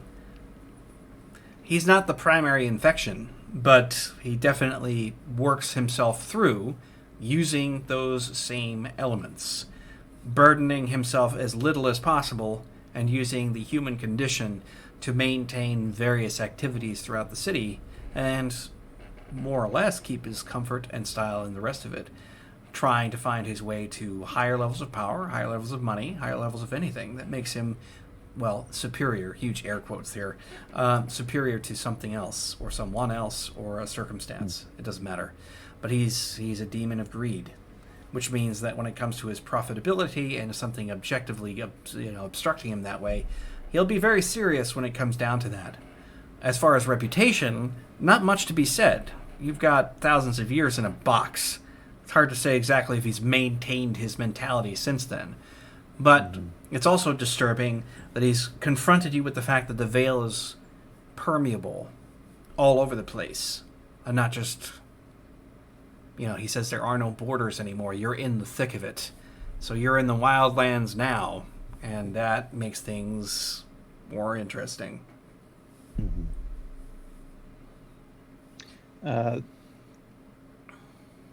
These are the cursed. Their names. Just the name of the one target now. I want you singularly focused. He's the one that I have in mind for termination first. His name is Malcolm Whitaker. Or at least that's the surname he's employing nowadays. He's gotten himself into a situation where he has a great deal of power and a great deal of influence, specifically with the underground. Enough so that he's acquired the attention of some of the more powerful bosses that will be able to give him greater assets. So I need him eliminated as soon as possible. I have some information that would help you find him, of course. Now, I operate outside of the Daedalus Belt. He's pretty much in the same area. I'll give you some addresses, areas that you can go and sniff things out and start doing your work. I would highly recommend that you do it quickly and efficiently. It doesn't matter if it's loud. In fact, if it is loud, it's more amusing for me, but you don't have to play that way on my account. He just writes some things down on a small pad of paper instead of using the smart brace, but he tears it out, puts the book back into his jacket pocket, and hands it to you with the address and the information. Some of his warehouses, I suspect. Other things of that nature you can start investigating and hunting on your own. I don't have his exact whereabouts nor his routine. He's one of the underground bosses, so his location's usually hidden. But you can suspect, looking up at the sky, that he's mostly active during a certain time of day. And the second. As I said, I want you singularly focused. Deal with this one, and I will deliver you the second target.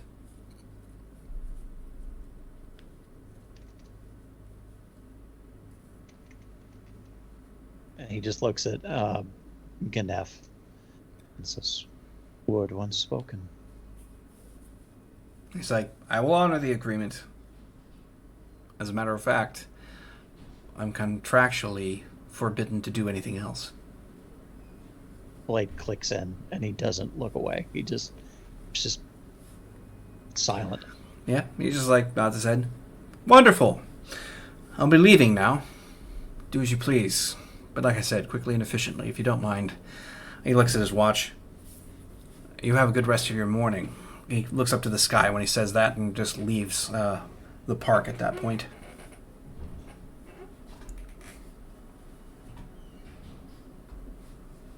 He just sits there silently, and then he, kind of trots back to, because it was still kind of nighttime. Yeah, it's in the morning now. Like it's in the morning, it's in the not morning dawn, now? not dawn, but it's in Okay. the dark of the morning. You're like 3, 4 a.m. that kind of thing. Well, he kind of goes back to his cabin, and he lays down on the grass, and he puts the stone above his heart, Right. and he enters. He tries to enter the meditative state. He tries to enter a dreaming state, 'Cause he's been up for a while, so it shouldn't take him long to get to sleep. Yeah, no. I mean, you slept until evening, and then you've been up for several hours. You've had a full day, for lack of it. So he tries to connect to the stone in some way. Okay. Nope. Sorry. You don't want to start off with the choir. No, no Latin voices, no Latin singing, no children singing Latin.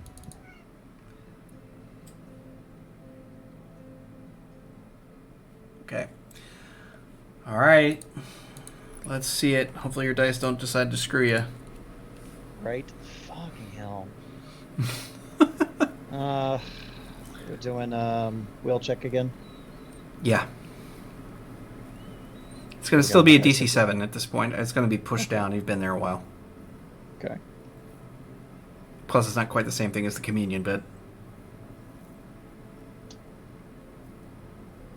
Ha!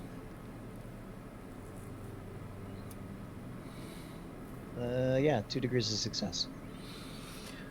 All right. Well, so holding it close to your heart is kind of an interesting way to go for it. The changes that you feel, like you just kind of sit and become meditative. While you're observing yourself in this state, it's silent for the most part, except for the sounds of the woods. And then you hear your own heartbeat inside your own head, and your thoughts begin to trickle away, becoming nothing. This feeling a lot better than what you had beforehand.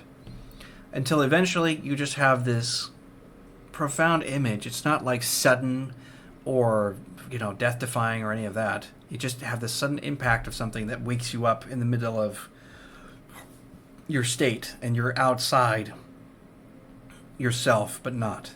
And you're watching this sitting older man who's fairly tall, missing his left arm, just out there in the middle of these woods, kind of watching him there with this stone and hand to heart kind of like pose. And there is a spiral of light that's just swirling in front of his chest. And you go looking towards the center part of it, and you can see that it goes into depth, pushing past the flesh and the rest of it, going in further and deeper and more complex as the light becomes almost kaleidoscope-like, where it's just changing in flux, but always in geometric patterns and becoming a lot more brilliant in its own right. When you're looking at this, you can see that there is a wolf sleeping right there in the crest of an orb of white spherical light. And you get the sense that it never left. But it is not awake, it is dormant.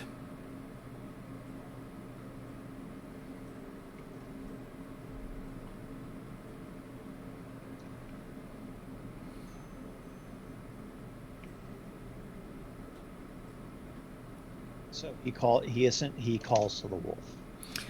You do, but there doesn't seem to be any response. There's something else, a tugging, a feeling of needing to allow things to be as they are and then working your way for it. It seems that the slumber is not permanent. You just know this intuitively. It's not that you hear yourself speak it. You just understand it rather intensely. What wakes you up from this rather gorgeous vision of the spiritual wolf that you have known for so long is this feeling of burns on the palm of your hand, and it snaps you out, and you realize that all of the silver, that whatever was part of the stone, is no longer in the stone, but it has scorched and burnt into the palm of your hand into the shape of a spiral.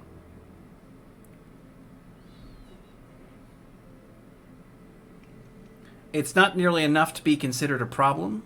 You can see the immediate regeneration around the border of the spiral shape itself, and you'll just see the red mark from the scorch. You know it'll take some time for that to heal. You don't really have much choice, but there's not really any kind of resounding pain. It doesn't cause you discomfort. You just know that the flesh there is now going to be somewhat permanently scarred with that spiral formation.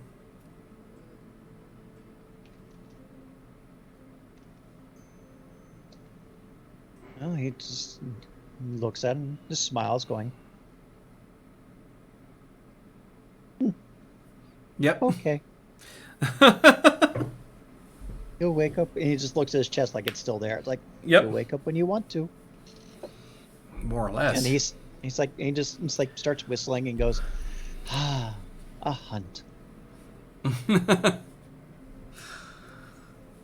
And so he just kind of, it's just like, well, no time like the present. So he just kind of picks up his and goes to one of the addresses. He just kind of gets a fast mover. Yeah. I'm going to be straight up honest with you at this point. I'm actually starting to feel myself fading off. Mm-hmm. I'm starting to shut out. So I think I'm going to hold it as a chapter right here for now. I've had a lack of sleep over the last couple of weeks, but we'll see about. Fine. Yeah, I just wanted to, this has been good. I've really enjoyed where we're at. But there'll definitely be. Don't worry, the encounter that you paid for, Ken, will be here. I'll have our game secretary here mark it in. Average encounter due when the next session runs.